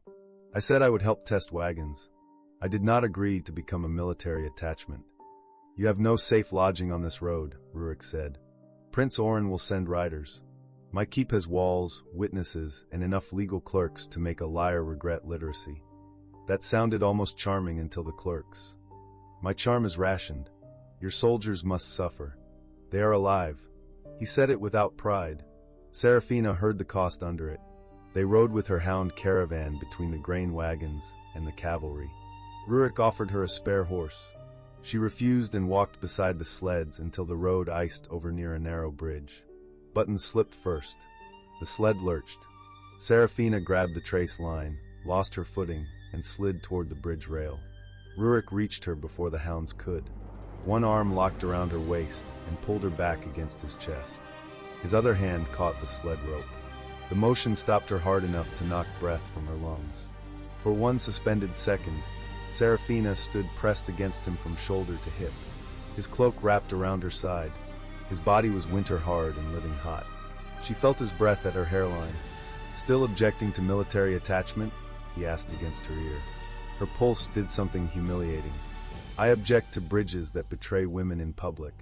The bridge will be disciplined." "Severely?" "Without mercy." She looked down at his hand spread over her waist. He released the sled rope, but not her. His thumb had landed over the seam of her coat. Through wool and leather, she still felt the pressure of it. "General," she said. "Yes. Your soldiers are watching. They have been ordered to survive worse." Serafina turned her head. His face was close enough that she could see pale frost in his lashes. The cold-blooded Alpha General did not look cold now. He looked controlled by the width of a knife edge. "I can stand," she said. "I know. Then why are you still holding me?" A pause opened. His answer was very quiet. "Because you nearly fell. That was earlier." "I am aware." The hounds began to howl. Not a danger howl. Worse, a delighted howl. Serafina closed her eyes as all 32 hounds announced to the entire road that their mistress was being held by a tall man and had not bitten him. Rurik released her slowly. "Your pack reports everything," he said. "They were raised in court. Gossip is in the mortar." The hounds kept howling until Grandmother Pike barked once. Silence fell at once. Rurik looked at the old bitch with respect. "I want her on my council." "You cannot afford her." "What does she demand?" "Blankets, meat, and the right to judge men from a cushion." "Half my council already does that."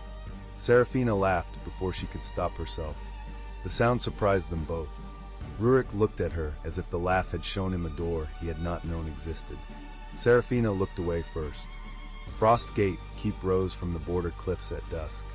It was not beautiful in the palace sense. No gold domes, no painted saints, no perfumed arches. It was black stone, smoke, iron gates, and men on the walls with crossbows. The mountain wind struck it and broke. Hungry soldiers lined the yard when the wagons entered. Their cheeks were hollow. Their winter coats had been patched too often. A young guard in his early 20s stared at the grain sacks with such plain hope that Serafina's stomach twisted. Rurik dismounted before the main steps.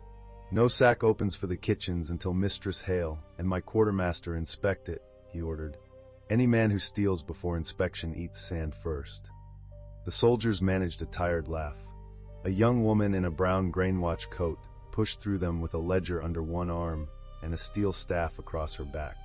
Her dark braid was pinned high, her nose had been broken once, and every starving soldier made room for her without being told. "General, if the capital has sent us more rotten wheat, I am feeding the royal seals to the goats." "Grain Watch Captain Marave," Rurik said. "She monitors the border grain line, audits every wagon, and breaks the fingers of men who think hunger is paperwork." "Captain, this is Serafina Hale, Royal Hound Trainer." She found sand in the shipment. Marave looked Serafina up and down. "You brought dogs." "Hounds," Serafina corrected. "They eat." "With enthusiasm." "Then they are soldiers." "Welcome." Serafina liked her at once. Marave gave no court bow. She offered Serafina a square nod, then crouched and held one hand toward Captain Biscuit. The hound sniffed her knuckles, sneezed once, and accepted her as a public servant with potential. "He approves," Serafina said. "Good," Marave replied. "I have been rejected by bishops. I could not survive rejection by a working dog." Rurik said, "Captain Vey is honest, armed, and impossible to flatter." "A rare government office," Serafina said. Marave pointed her ledger at the sacks. "Then let us make it useful before someone important lies at me." Within an hour, the keep yard became an inspection hall. Torches burned in iron baskets. Sacks were opened under guard. Serafina set hounds in pairs to scent mold, silt, and false grain oil. Marave weighed samples, sealed jars, and made every driver say his route aloud in front of witnesses. Rurik stood over the work with the stillness of a locked gate. One wagoner tried to step backward when Duchess found silt under the clean top layer. Marave caught him by the elbow, turned his wrist with neat efficiency, and sat him on a flour barrel before he could blink. "Running makes ink suspicious," she told him. The wagoner swallowed. "I was stretching, then stretched toward the truth." Serafina tried not to laugh and failed. Rurik looked at Marave with the expression of a commander watching a regulation write itself. More than half the shipment was fraudulent. The soldiers did not shout. That was worse. Hunger had already burned the noise out of them. Serafina watched a young guard pick 3 good kernels from a bad sack and place them in his pocket. Not stealing, saving proof that the good grain had existed somewhere before it was taken. Her throat tightened. Rurik saw her looking. "This is why I was riding to the capital," he said. "The Frost March paid taxes in silver, timber, and service. The royal granary answered with excuses. Oren knew. I sent 6 petitions. He signed 3 dismissals. The prince's name turned the cold inside her into a cleaner thing. Then we will give him a seventh document, she said. One he cannot dismiss. Rurik turned toward her. Serafina was tired. Her eyes burned. Her thumb hurt. Her heart had been dragged over stones by a man who had planned to lose her in snow. Yet standing in that yard, among hungry soldiers and honest hounds, she felt the first hard shape of purpose. I need a table, she said. A lamp. Fresh wax. Thread from every sack. A map of the capital granary yards. Access to your petitions. And dried liver for the witnesses. Marave grunted. The dog witnesses? They work cheap. Better than most inspectors, Marave said. They cannot read a bribe and pretend it is weather. Captain Biscuit wagged once, as if accepting the promotion. Rurik's gaze did not leave Serafina's face. You will have all of it, and I am not your prisoner. No, I decide when to leave. Yes, I keep my own room. His eyes changed at the edges. Also yes. Serafina heard the roughness under the last answer and felt heat rise under her collar. She looked down at the ledgers before her face betrayed her. Good, she said. Then bring me your fraudulent wheat. Buttons trotted past, wearing Corvina's fur wrap again. Marave stared. Why is that one dressed like a bankrupt duchess? Evidence, Serafina said. Rurik looked at the hound. Against fashion? Against many things. They worked until the moon stood high over the keep. Serafina discovered 3 patterns before midnight. First, the worst sacks came from wagons marked with the blue seal of the Royal Chapel district. Second, the thread used to stitch them was not granary hemp, but fine white court cord. Third, each false sack carried a faint scent of rose oil. Corvina Mero wore rose oil. She had spilled it in Serafina's bedroom once, and complained that the hounds had sneezed for a day. When Serafina told Rurik, he did not look surprised. Lady Mero's father owns warehouses near the chapel works, he said. Of course he does. Her family also brokers grain contracts. Of course they do. Prince Oren approved the winter reserve transfer 3 weeks ago. Serafina set down her pen. Of course he did. The room assigned to the investigation had once been a chapel. It now held maps, sacks, scales, and hounds asleep under every bench. The hearth gave off a hard orange heat. Rurik stood at the long table beside Serafina, one hand braced near her inkpot. He had removed his armor. Without it, he looked less like a fortress and more dangerous. Black wool fit close across his shoulders. His throat was open at the collar, showing a narrow scar near the base. Serafina had not meant to notice. She noticed thoroughly. You should sleep, he said. So should you. I sleep when my keep is fed. Then you have been awake since autumn. Close. She looked up sharply. That was not a joke. It was an approximation. General. Rurik, he said. The name sat in the warm room between them. Serafina looked down at her ledger. You should not give me your first name while I am holding ink. I may use it to forge something. What would you forge? A requisition for blankets. Your hounds need more. My hounds? Your soldiers, then. Quartermaster Mara, they classified mine as soldiers. I am adapting. Rurik leaned closer to read the ledger line she had marked. His arm brushed hers. Neither moved. You blush when you are angry, he said. Serafina's pen stopped.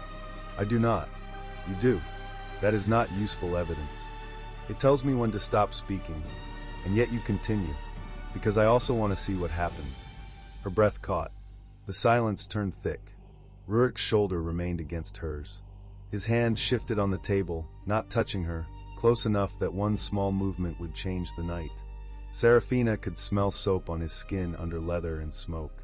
She could see a tiny line of exhaustion beside his mouth. What happens, she said very quietly, is that I remember I was betrayed this morning. His face changed at once.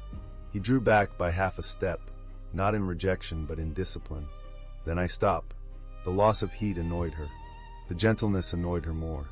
Serafina turned toward him. I did not ask you to freeze. Rurik looked at her for a long moment.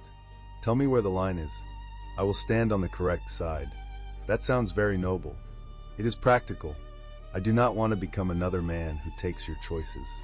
Her anger softened before she could protect it. The line moves, she said. Today it is somewhere between being held on a bridge and being kissed over forged grain reports. His eyes lowered to her mouth. "That is a narrow border," he said. "You command borders." "Not that one." For 3 breaths, neither of them moved. Then Buttons rolled under the table in his sleep, kicked both hind legs, and struck Rurik's boot with a thud. Seraphina exhaled a laugh. Rurik looked down at the hound with calm betrayal. "He has opinions," she said. "He has terrible timing." "No, that was good timing. Terrible timing would have been 2 breaths later." Rurik's gaze returned to her so fast her stomach dipped. "Then I owe him dried liver," he said. She did not sleep much that night. Her room was small, clean, and plainly prepared by soldiers who had no idea what women needed but respected blankets. Someone had placed 4 on the bed, 2 on the chair, 1 over the washstand, and 1 on the floor where Captain Biscuit immediately lay down. Seraphina took off her boots and sat on the edge of the bed. The old bone whistle rested against her throat. Oren's voice kept returning. Only. The word had teeth. She pressed both fists into the blanket. The tears came without drama this time. They came because she had once wanted a husband who laughed with her at morning hound chaos. She had once imagined Oren watching her train pups and saying he was proud. She had spent years turning his distracted affection into proof of a future. Now that future lay on a salon carpet under Captain Biscuit's paws. The door creaked. Seraphina wiped her face. "If you are a soldier, retreat. If you are a hound, enter quietly."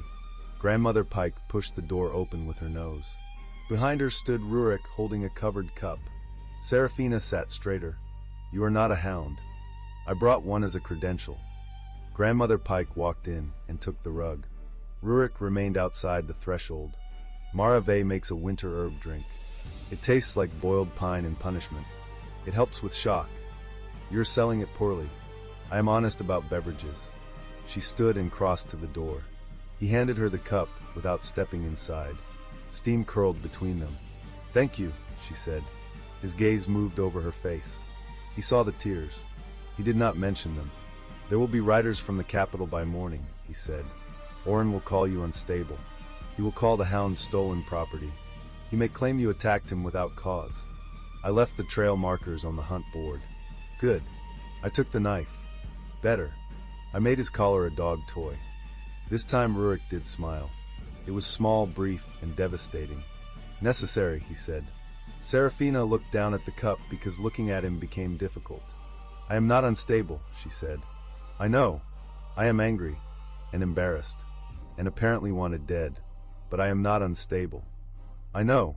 Do you say anything else?" "When required." She drank. The herb brew did taste like pine and punishment. She grimaced. Rurik watched her mouth again, then looked away as if the wall required military attention. "General," she said. "Rurik. Rurik." His name changed the air a second time. Seraphina lifted the cup. "Thank you for stopping at my door. Thank you for not entering without permission. And thank you for looking at the wall as if it insulted your ancestors." "It did." "What did it say?" "That I have poor judgment." "Does it often tell the truth?" His eyes came back to hers. "Tonight, yes." The cup warmed her fingers. His voice warmed everything else. Seraphina should have closed the door. Instead, she let herself stand there with one bare foot on cold stone and one hound snoring behind her. Rurik's shadow filled the threshold without crossing it. "Sleep, Seraphina," he said. The way he said her name made it feel less damaged. "You too." "I will try." That was not an agreement. "No." She narrowed her eyes. "You are difficult. I have references." She closed the door before she smiled too much. Morning at Frostgate Keep began with a horn, a curse, and a hound stealing a sausage from a lieutenant's hand. Seraphina woke before the second horn. Habit pulled her from bed while the sky was still iron gray.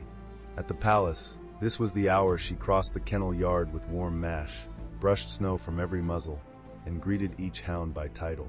The ritual had survived fevers, royal inspections, Oren's board visits, and one unfortunate spring when Buttons fell in love with a laundry basket.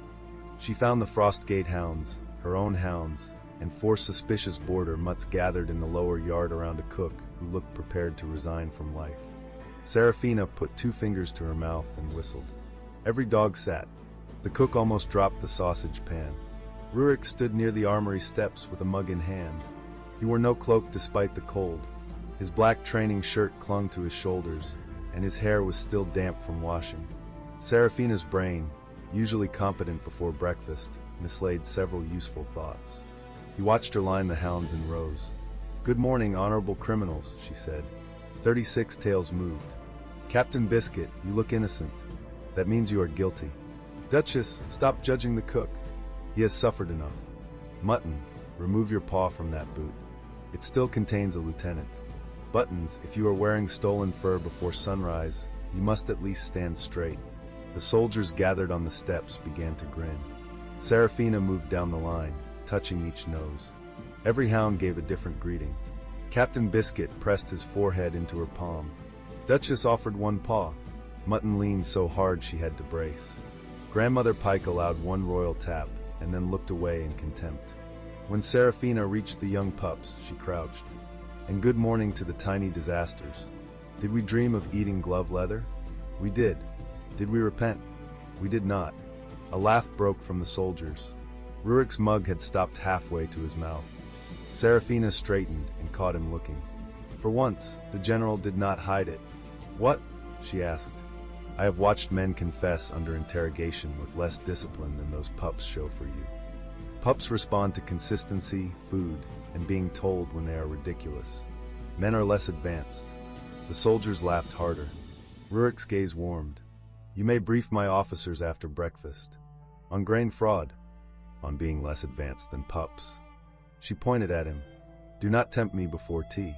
Breakfast became a council because Frostgate had no talent for leisure. They gathered in the old chapel room again.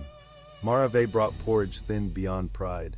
Rurik's captains brought maps, petitions, and a stack of replies from the capital.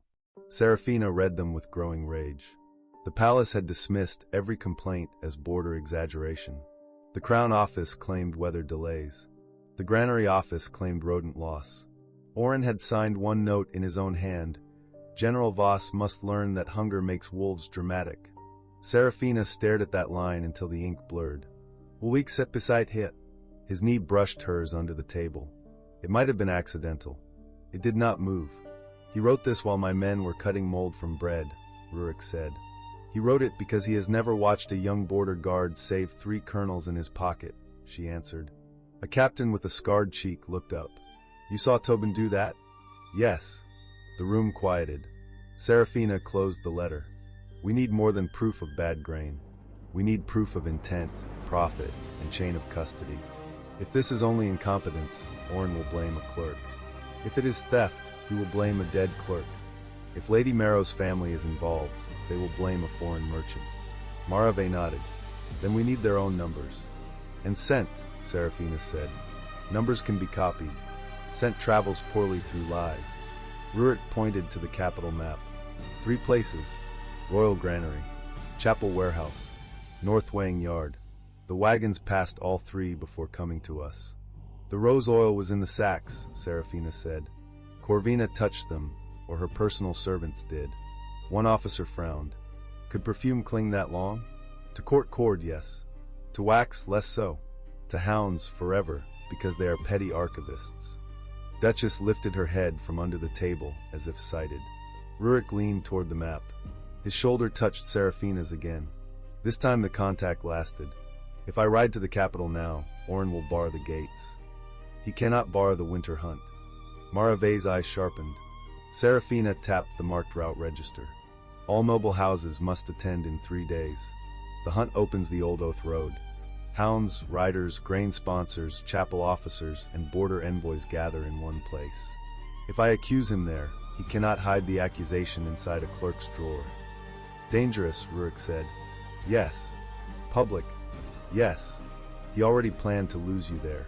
Then he will expect fear, not an audit." Rurik turned his head toward her. His eyes were close. "You intend to walk back into the trap?" "No. I intend to bring the trap witnesses." Captain Biscuit sneezed under the table. "An illegal team," she added. "Preferably one that bites cloth." The plan required a day of ugly work. Serafina sorted thread samples. Marave wrote chain of custody statements in a hand so sharp it looked capable of cutting bread. Rurik's captains interviewed wagoners who had been too frightened to speak before. Marave found the turn in the route first. She slapped one inked finger onto the map. Here. Every false wagon stopped at the chapel warehouse after the royal seal was applied. Honest wagons passed straight through. Rotten ones took the pretty road. The pretty road? Serafina asked. The one with guards who call theft logistics. A pattern emerged. Each driver had been told the delay came from Prince Oren's personal hunt preparations. Each received a sealed coin purse from a Marrow steward. Each had also been warned that Captain Vey was a hysterical woman who disliked noble accounting. Mara Vey smiled without warmth. I adore noble accounting. It confesses when you hold it upside down. By afternoon, Rurik sent 3 scouts to intercept one such steward on the road. They returned with the steward, 2 purses, and a face that suggested he had considered running until Captain Biscuit smiled at him. The steward broke in 7 minutes. Serafina did not enjoy the man's fear. She enjoyed his documents. He carried a small coded invoice listing good grain weights, sand weights, and payments to chapel warehouse guards. The largest notation bore Corvina's private mark, a rose pierced by a pin. Beneath it was an instruction. Prince Oren wants the kennel woman away before the hearing. Make sure the western trail remains open. Rurik read the line once. The room grew cold. He gave a written order, Mara Vey said. A stupid written order. She laid the document flat and pinned one corner with her thumb. A fresh bruise darkened her knuckles from the wagoner who had tried to be athletic with the truth. He did not write, I am stealing grain because I am a peacock with a title, Mara Vey said. Sadly, but the order is enough. It moves the western trail open, pulls the hound master away, and sends the chapel warehouse officers to handle the sealed sacks without public weighers. Serafina looked from the order to the map. So Oren did not just want me gone. He needed my hounds gone. Mara Vey nodded. A lie is easiest when the noses are removed. Buttons lifted his head from the corner, deeply offended on behalf of noses everywhere. Vanity makes people use stationery, Serafina said. Her voice sounded steadier than her hands felt. Rurik noticed. He always noticed. He took the paper from her fingers before she crushed it. Walk with me, he said. It was not a request, but it was not a command either. It was a rope thrown before she sank. They left the chapel room through a side door and stepped into the wall walk. The wind hit hard. Below, the hounds chased one another between snow piles while soldiers pretended not to watch. Beyond the keep, the border forest stretched dark and white toward the old hunt road. Serafina gripped the stone parapet. I wanted to humiliate him. I wanted his buttons scattered. I wanted him frightened for 1/10 of the time he meant me to be frightened. You did humiliate him. Not enough. Rurik stood beside her, close enough to block part of the wind. No, not enough. The agreement loosened something in her chest.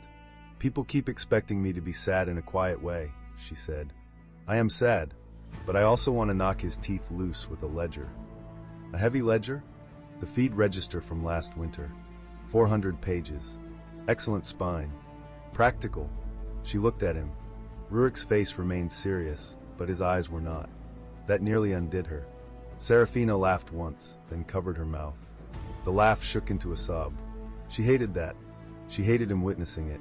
She hated that he did not look away in embarrassment or step forward to smother her in comfort she had not requested.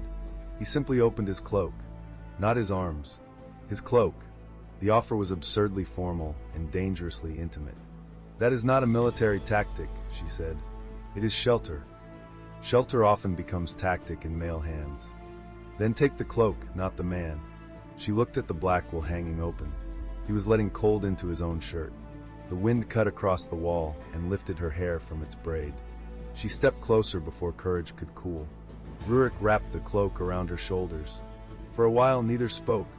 She stood against his chest, facing the forest. His arms held the cloak around her, not trapping, not loose either. The warmth was immediate and unfair. Serafina's cheek brushed his shirt. His heart beat slow under her ear, though she could feel how much of that steadiness was work. You are very warm for someone called cold-blooded, she said. The title was assigned by idiots. Many titles are. His chin almost touched her hair. What title would you choose? For you. For yourself. She went still. Only the kennel master's daughter. Only pretty.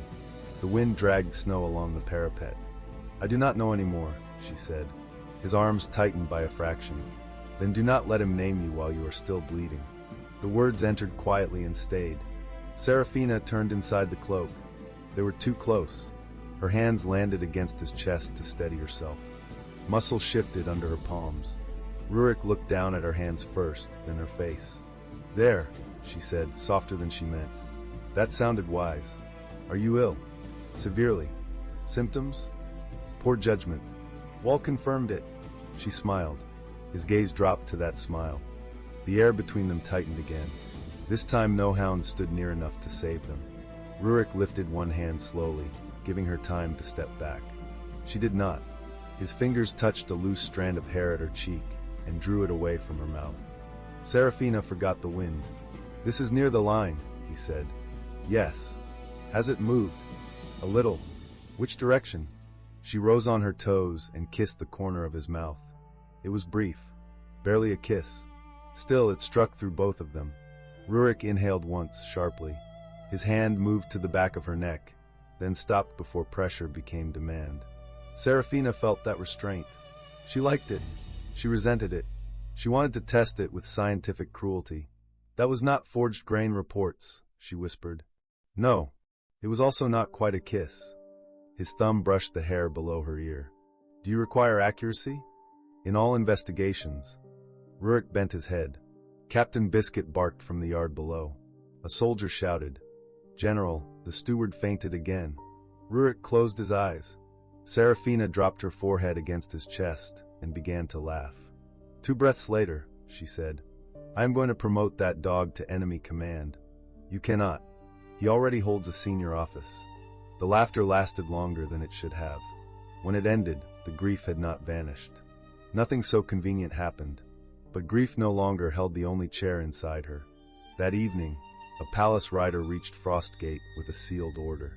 Rurik received him in the keep hall with Serafina at his right and 32 hounds occupying the lower steps. The rider's face twitched when Button sniffed his boot. The order accused Serafina Hale of theft, assault, and emotional volatility. It demanded the immediate return of the royal hounds, the stolen hunt ledgers, and Lady Marrow's white fur wrap. It described Prince Oren's injuries as severe humiliation, though the scribe had crossed out humiliation and replaced it with bruising. Serafina appreciated the first draft. Rurik read the letter aloud without expression. Then he looked at the writer. "Reply," he said. "The hounds are material witnesses in a grain fraud investigation. The ledgers are evidence. The fur wrap is being held by a dog of uncertain allegiance. Prince Oren may petition the Winter Hunt Tribunal if he wishes to dispute custody." The rider swallowed. "My general, His Highness also says Mistress Hale is not to attend the hunt." Serafina stepped forward. "How thoughtful. Did he mention the ravine?" The rider looked away too fast. Rurik saw it. So did every soldier in the hall. "Ask him," Serafina said pleasantly, "whether he wants me to bring the red trail markers, or whether he prefers to identify them from memory." The rider left at speed. The next day passed in preparation. Serafina trained the hounds to identify 3 scents: chapel quarry dust, rose oil, and mold hidden under clean grain. Rurik assigned soldiers to carry evidence chests and protect witnesses. Marave prepared duplicate ledgers, so no one could steal the only proof. Near noon, Rurik found Serafina in the lower yard teaching border soldiers how to work with the hounds. "Do not shout," she told them. "A hound hears better than your conscience. Keep your hand low. Offer scent cloth flat. Do not wave it in his face unless you want him to think you are the clue." A broad soldier named Jory held out a cloth to Duchess. Duchess sniffed, turned, and sat in front of Rurik. The yard went quiet. Serafina covered her smile. "Interesting." Rurik looked at the hound. "Explain." "Duchess found the scent on you."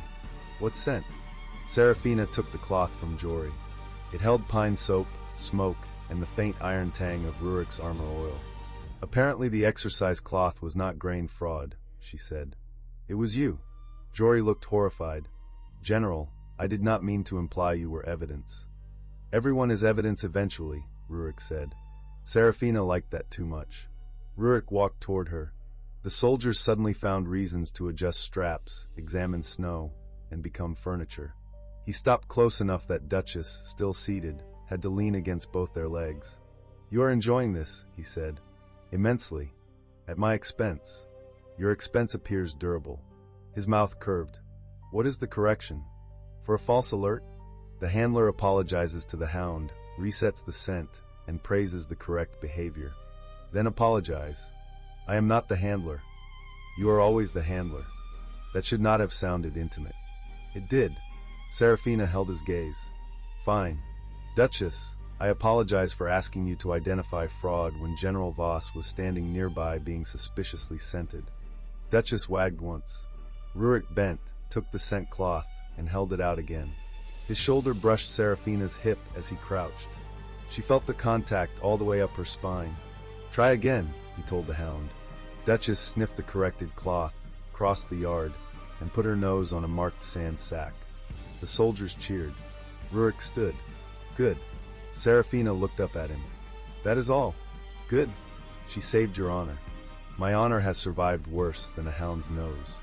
"Has it survived wearing Corvina's fur wrap?" His eyes narrowed. "Do not test command structure." "I would never." Buttons appeared behind him dragging the white wrap. The entire yard inhaled. Rurik did not turn around. "Mistress Hale." "Yes." "Is there a hound behind me with enemy fabric?" "No." A pause. "Define no." "There is a hound behind you with evidence." Jory made a strangled sound. Rurik turned. Buttons placed the wrap over the general's boot and looked proud. Serafina expected Rurik to scowl. Instead he reached down, lifted the wrap, and draped it over one forearm as if accepting a ceremonial mantle. "If I must enter the winter hunt with this," he said, "I will declare war on fashion." The soldiers laughed until Marave shouted that anyone with lungs that strong could carry evidence chests. Later, when the yard emptied, Rurik walked Serafina to the kennels built against the inner wall. The hounds settled around them in straw and lamplight. Outside, wind climbed the stones. Inside, the smells of clean fur, leather, and warm mash wrapped around her like something close to home. Rurik stopped beside a pen of young hounds. "You look different here. Covered in hair? At ease." She fed a pup from her palm. "Kennels make sense. Eat, work, play, sleep. If a hound loves you, he shows it. If he hates you, he also shows it. Court could learn from that. You belong there less than they told you." Her hands stilled. "Do not be kind just because I am useful," she said. "I am not kind. That is your defense. It is my reputation. Your reputation is terrible company." "I know." The quiet after that was not uncomfortable. It was worse. It invited honesty. Serafina touched the old bone whistle at her throat. Rurik's eyes followed the motion. "Where did you get that?" he asked. "A boy gave it to me when I was little. Before the palace. I got lost during a winter market storm. He found me under a pine, wrapped me in a blue scarf, and scolded me for freezing quietly." Rurik went still. Serafina looked at him. "What?" He reached toward the whistle, stopped, and lowered his hand. It was not blue. Her breath caught. "What?" "The scarf was gray when my mother made it. I had fallen through creek ice the week before and stained it with the dye from a merchant's glove. It looked blue after that." The kennel sounds faded. Serafina's fingers closed around the whistle. "You!" Rurik's face had lost its hard command. Under it stood a boy with serious eyes in a snowstorm. "I was 14, he said. "You were very small, very angry, and determined not to cry where anyone could see. I was 8. You told me brave girls did not make noise. And you said brave girls were allowed to ask before becoming decorative ice. I was not diplomatic." A laugh escaped her, soft and stunned. "You were rude. You were freezing. I kept the whistle." His gaze moved over her face in a way that felt almost painful. "I looked for you the next morning. The market had cleared. No one knew where the little girl with the hound pup had gone. My mother found me first. She nearly killed 3 guards in one weather vane. Then she took service at the palace 2 years later." "I remembered you," he said. The words were plain. They did not feel plain. Serafina leaned back against the rail because her knees had become unreliable. "You remembered a lost child?" "I remembered a girl who corrected my knot while shivering. I tied the scarf badly. You were offended. It was a terrible knot. I improved." His voice had dropped. Serafina looked at the man before her, the general with scarred hands, the alpha who stood at thresholds. the boy who had given her a whistle without asking for anything back. Something in her chest shifted from interest into recognition. Not fate. She did not trust words that removed choice. Recognition was different. Recognition said, "There you are, and I decide what that means." "You saved me once," she said. "Your mother saved you. I found you first. Do not argue with a woman holding 32 witnesses." He stepped closer. "I am not arguing. You look like you are.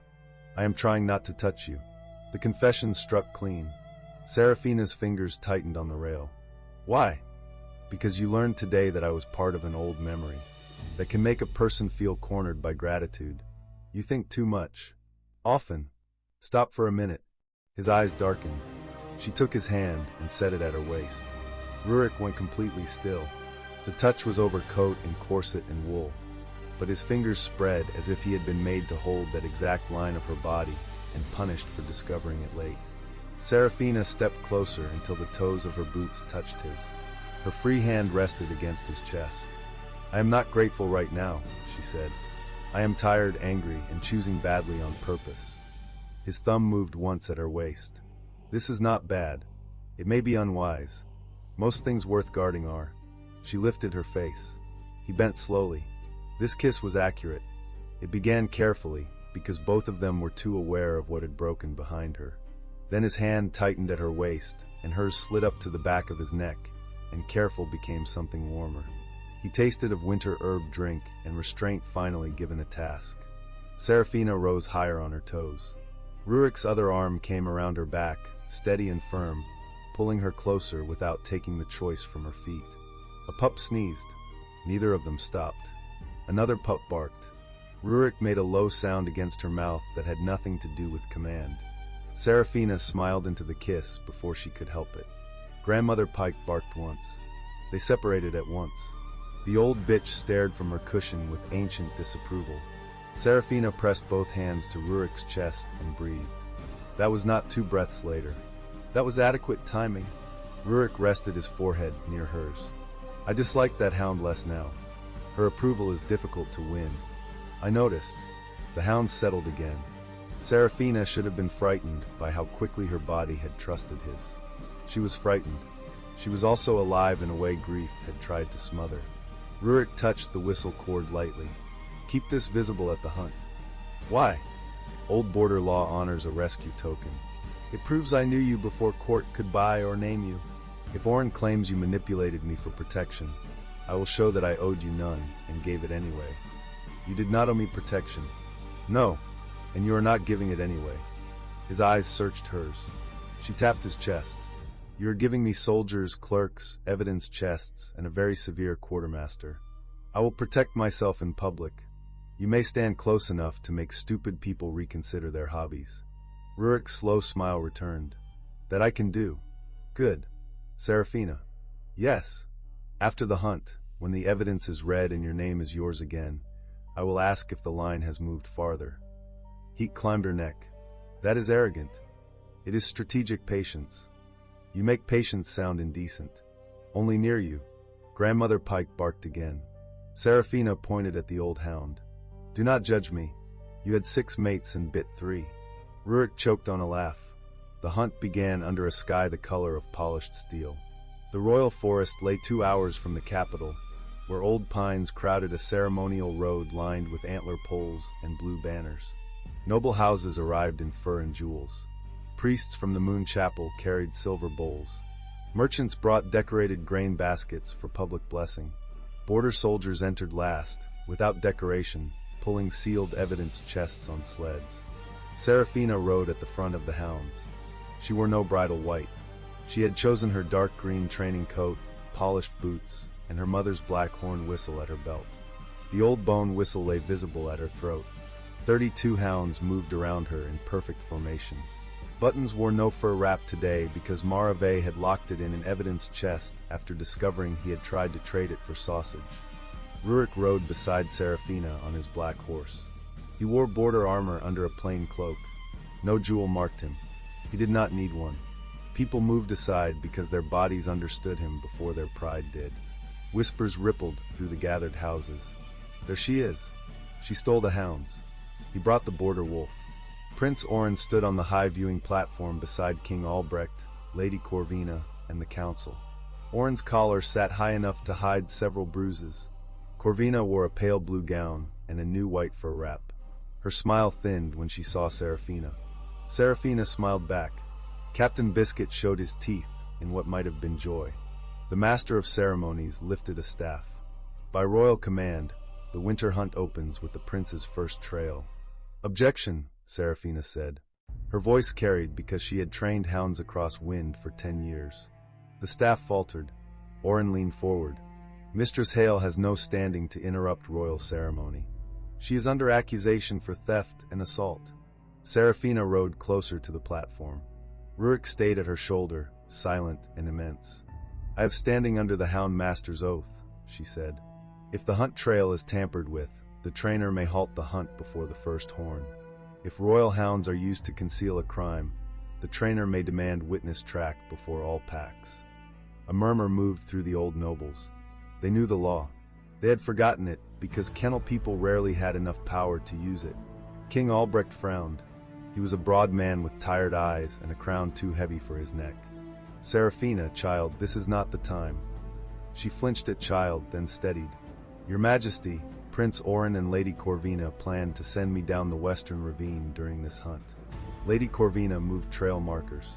Prince Oren approved it. I have the markers, the map, the seal knife, and witnesses. Oren laughed. It sounded practiced. Witnesses? Dogs? Yes, Serafina said. They are less corrupt than men. A dangerous amount of the crowd agreed out loud. Corvina stepped forward. This is a hysterical performance.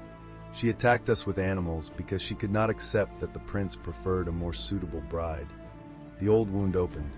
Serafina let the crowd see it for one heartbeat. Then she closed her hand around the reins. A more suitable bride would not need a ravine. Laughter broke from the lower ranks.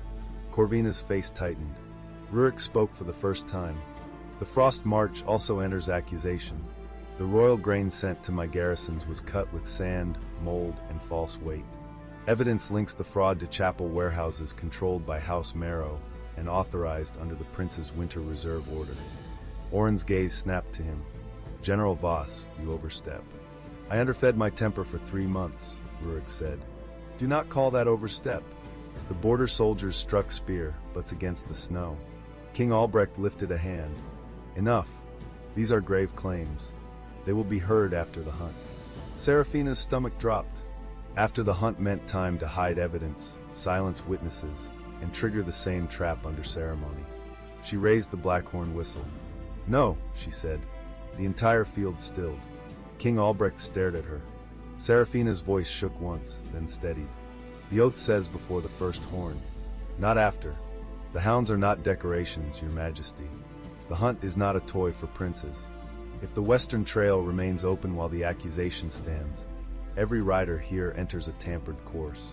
If the grain blessing proceeds while sand sits in royal sacks, every hungry border child hears the crown bless fraud. The king's face changed. Oren saw it and struck fast. She is manipulating you with kennel law. Father, she is angry because I ended a childish match. She stole royal animals. She fled the palace in the night. Serafina dismounted. Snow crunched under her boots. I left in the night, she said. After you planned to leave me in the snow. I took ledgers, hounds, and proof. That is not flight. That is transportation of evidence. Rurik dismounted behind her. He did not touch her. She felt him there anyway. The master of ceremonies looked helplessly at the king. Before the king could answer, Corvina smiled again. Then let the hounds track, she said. If Mistress Hale trusts beasts more than nobles, let beasts decide. Serafina did not like how easily Corvina agreed. Rurik's hand brushed the back of Serafina's glove. One brief contact. Warning, not command. Corvina turned to the crowd. Let them track the western markers. If her accusation is true, the hounds will find my scent, yes? If not, she should surrender the hounds and accept a healer's rest. A healer's rest meant quiet confinement. Oren looked relieved. Serafina understood the trap. Corvina had replaced the marker scent. She wanted a simple track because she had cleaned the obvious clue. So Serafina changed the game. Agreed, she said. The hounds will track 3 things everyone can understand. your rose oil, the marrow warehouse seal, and the prince's own grain order. We will begin with your new fur wrap, Lady Corvina. Corvina's smile froze. Buttons, sitting beside Mara Vey's evidence chest, perked up with religious interest. Mara Vey stepped forward and opened the first chest. Inside lay the original white fur wrap, sealed in linen, along with Corvina's scraped wax knife and red markers. The crowd leaned in. "That is my property," Corvina snapped. "Yes," Serafina said. "It has been very useful." Buttons wagged as if thanked personally. The king rubbed a hand over his face. "Proceed."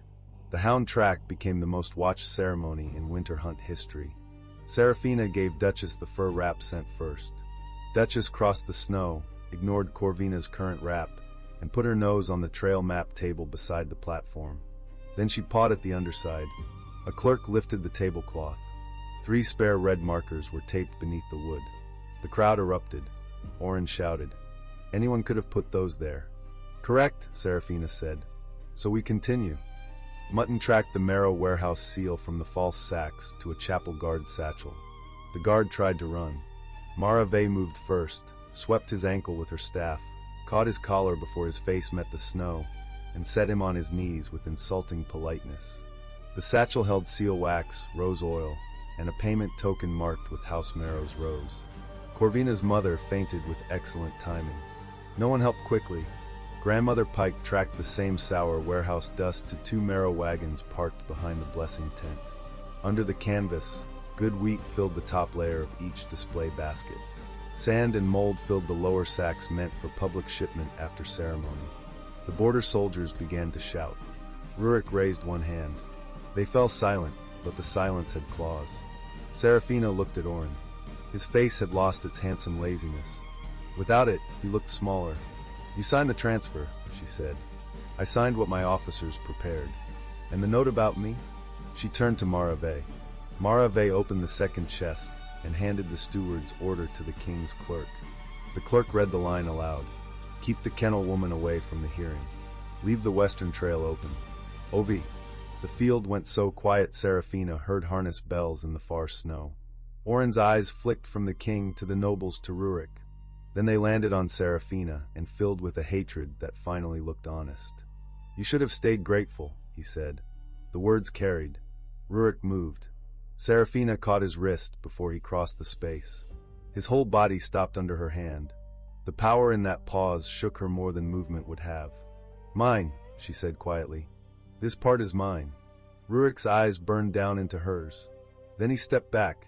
Serafina faced Oren. "I was grateful," she said. "For work. For a place in the kennels. For my mother's oath being honored. You mistook gratitude for ownership because no one taught you to see women who arrive with useful hands." Oren's mouth twisted. "You think a few dogs and a border brute make you powerful?" Captain Biscuit growled. Rurik did not. That was more frightening. Corvina seized the moment. She lifted a silver whistle from her sleeve and blew 3 sharp notes. The sound cut through the field. Several strange wolves burst from the tree line. They were not palace hounds. They were paid winter riders in white hunting wraps, hidden low among the trees. They ran for the evidence chests, not the crowd. Serafina understood the trick at once. Ruin the proof, blame panic, and call the hearing unsafe. Serafina blew the black horn whistle. Her hounds surged. No wounds. No frenzy. She had trained them for crowd control, not harm. Captain Biscuit hit the first attacker in the chest and drove him into a snowbank.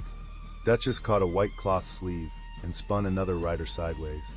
Mutton seized a satchel strap and dragged its owner in a circle until the man begged for stillness. Border soldiers closed around the evidence chests. Oren grabbed Serafina from behind. His arm locked across her shoulders. The silver edge of a ceremonial hunt knife flashed near her collar, too close for comfort. The crowd recoiled. Rurik froze 10 steps away. Serafina felt Oren shaking. "Call them off," he hissed. "Call them off, or I will make this ugly." Fear flashed through her body, bright and old. Snow. Ravine. Only. Then Captain Biscuit saw the blade and lunged. "Stay," Serafina shouted. The hound stopped mid-charge, claws tearing lines through snow. The command rippled outward. Every hound froze. Every border wolf turned. Oren laughed against her ear. There, that is what you are. A trainer. A servant with tricks. Something opened under Seraphina's skin. It was not gentle. It was not a pretty glow from a tail. It felt like winter cracking a locked river. Her mother's black whistle burned at her belt. The bone whistle at her throat turned cold enough to bite. Every wolf sound in the clearing struck her blood as language. She heard panic, hunger, shame, rage, obedience forced through bad orders. She heard Rurik's wolf as a low thunder held behind iron, furious because she had told him not to move. Seraphina drew one breath. The old oath rose in her memory. Her mother had made her repeat it every winter before the first hunt. The hounds do not belong to the crown. The crown belongs to the one who keeps the pack alive. Oren's grip tightened. Seraphina spoke, and her voice carried over the entire field without strain. Kneel. Every wolf in the clearing went to one knee. Not the humans, not the hounds, the wolves. The hired shifters collapsed first. Then the palace wolf guards. Then 3 noble alphas who had been standing near the platform, faces white with shock. At last, Rurik's knee struck the snow. His eyes stayed on Seraphina. The sight nearly broke her concentration. Rurik Voss, border general, cold-blooded alpha, kneeling because her blood had commanded every wolf in reach. Oren did not kneel. He had no true wolf in him, only borrowed authority and a title. Seraphina understood before anyone spoke. A sound moved through the crowd. Old Winter Line. Old Kennel Oath. Winter Steward. King Albrecht stood. His face had gone ashen. Oren's grip loosened. Seraphina drove her heel into his instep. He yelped.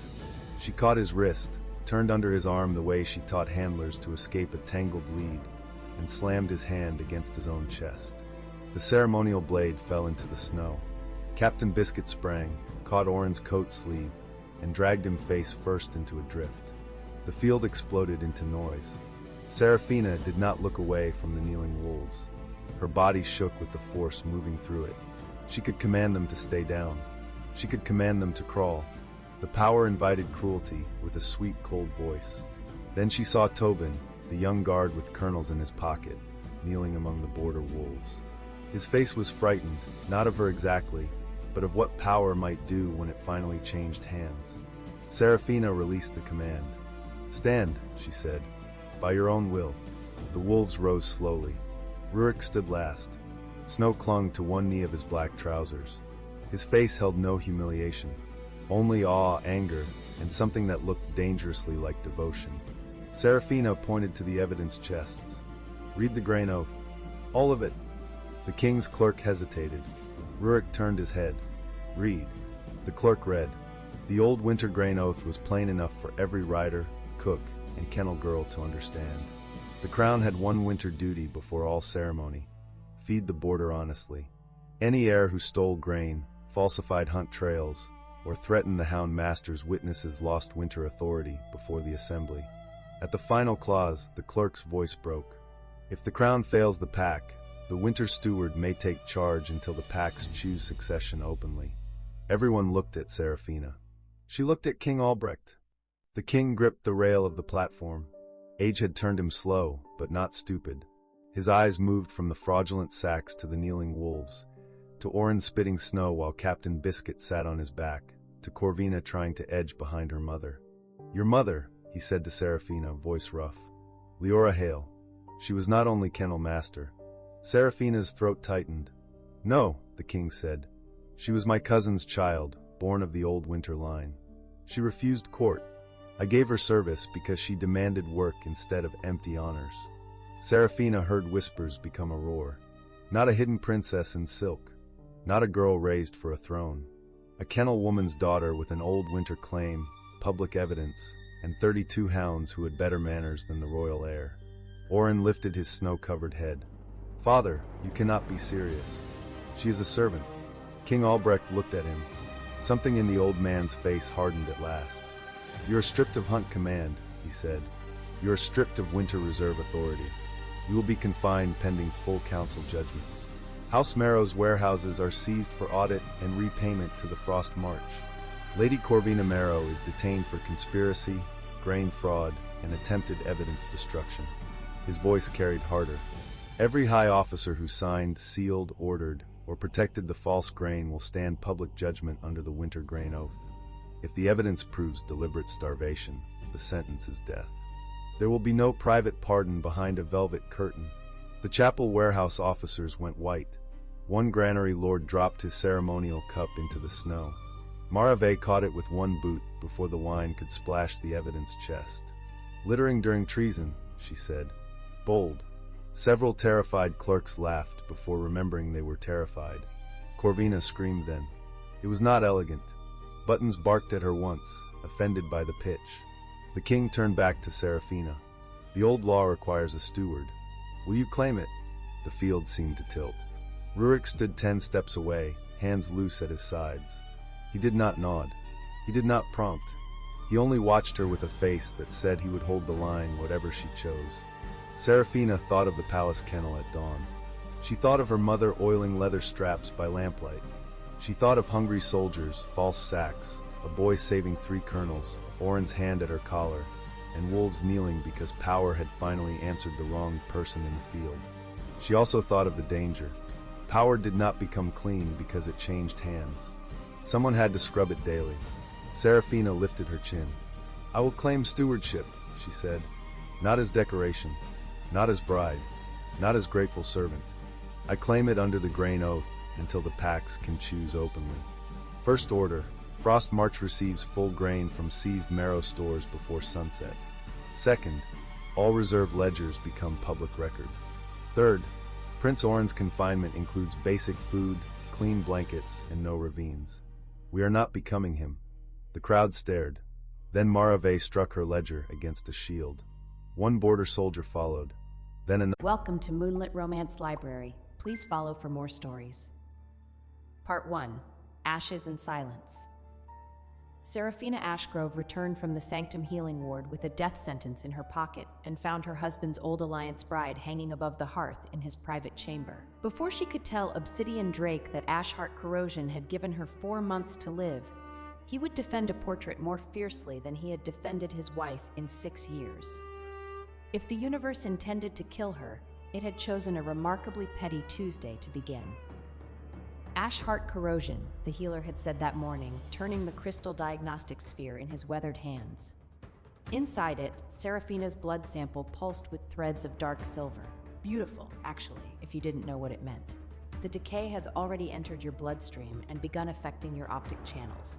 I estimate 4 months, perhaps 5 if you avoid all magical exertion. Serafina sat very still on the examination bench. The leather was cold beneath her palms. She counted 3 cracks in the ceiling plaster before she trusted her voice. "And if I don't avoid magical exertion?" The healer looked at her then. His eyes held the particular pity reserved for those who had already decided their answer. 2 months, maybe less. At the door, a young apprentice healer named Ellen Vale pretended not to listen and failed completely. She was freckled, sharp-chinned, and still young enough to be angry at cruelty before she remembered to be afraid of rank. When Serafina rose, Ellen silently tucked an extra vial of pain tonic into her glove and looked away, as if mercy were a clerical error. She nodded once, precisely the way she did everything. Then she stood, smoothed her heavy wool cloak, charcoal gray, because apparently that was the only color the universe would permit today, and walked out without paying. Not because she couldn't afford it, but because she'd forgotten, which was worse. The cold hit her face like a slap. Good, she needed it. 4 months. She had spent 6 years as the contractual wife of Obsidian Drake, Duke of the Black Dragon Eyrie, Lord of the Dragonbone Mines, Commander of the Sky Cavalry, and Chairman of the Dragon Gold Merchant Consortium. 6 years of being invisible in her own home. 6 years of whispers behind fans. Poor thing, married above her station. He never touches her. Did you see the way she sat alone at the midwinter feast? 6 years of watching her husband look through her as if she were made of glass too thin to bother seeing. The cruelest part was that it had not begun as a prison. In the first winter after their contract, Obsidian had once stepped between her and a courtier's insult with such fierce, awkward tenderness that Serafina had believed he might love her as she loved him. He had looked at her then as if no other woman in the world had ever mattered.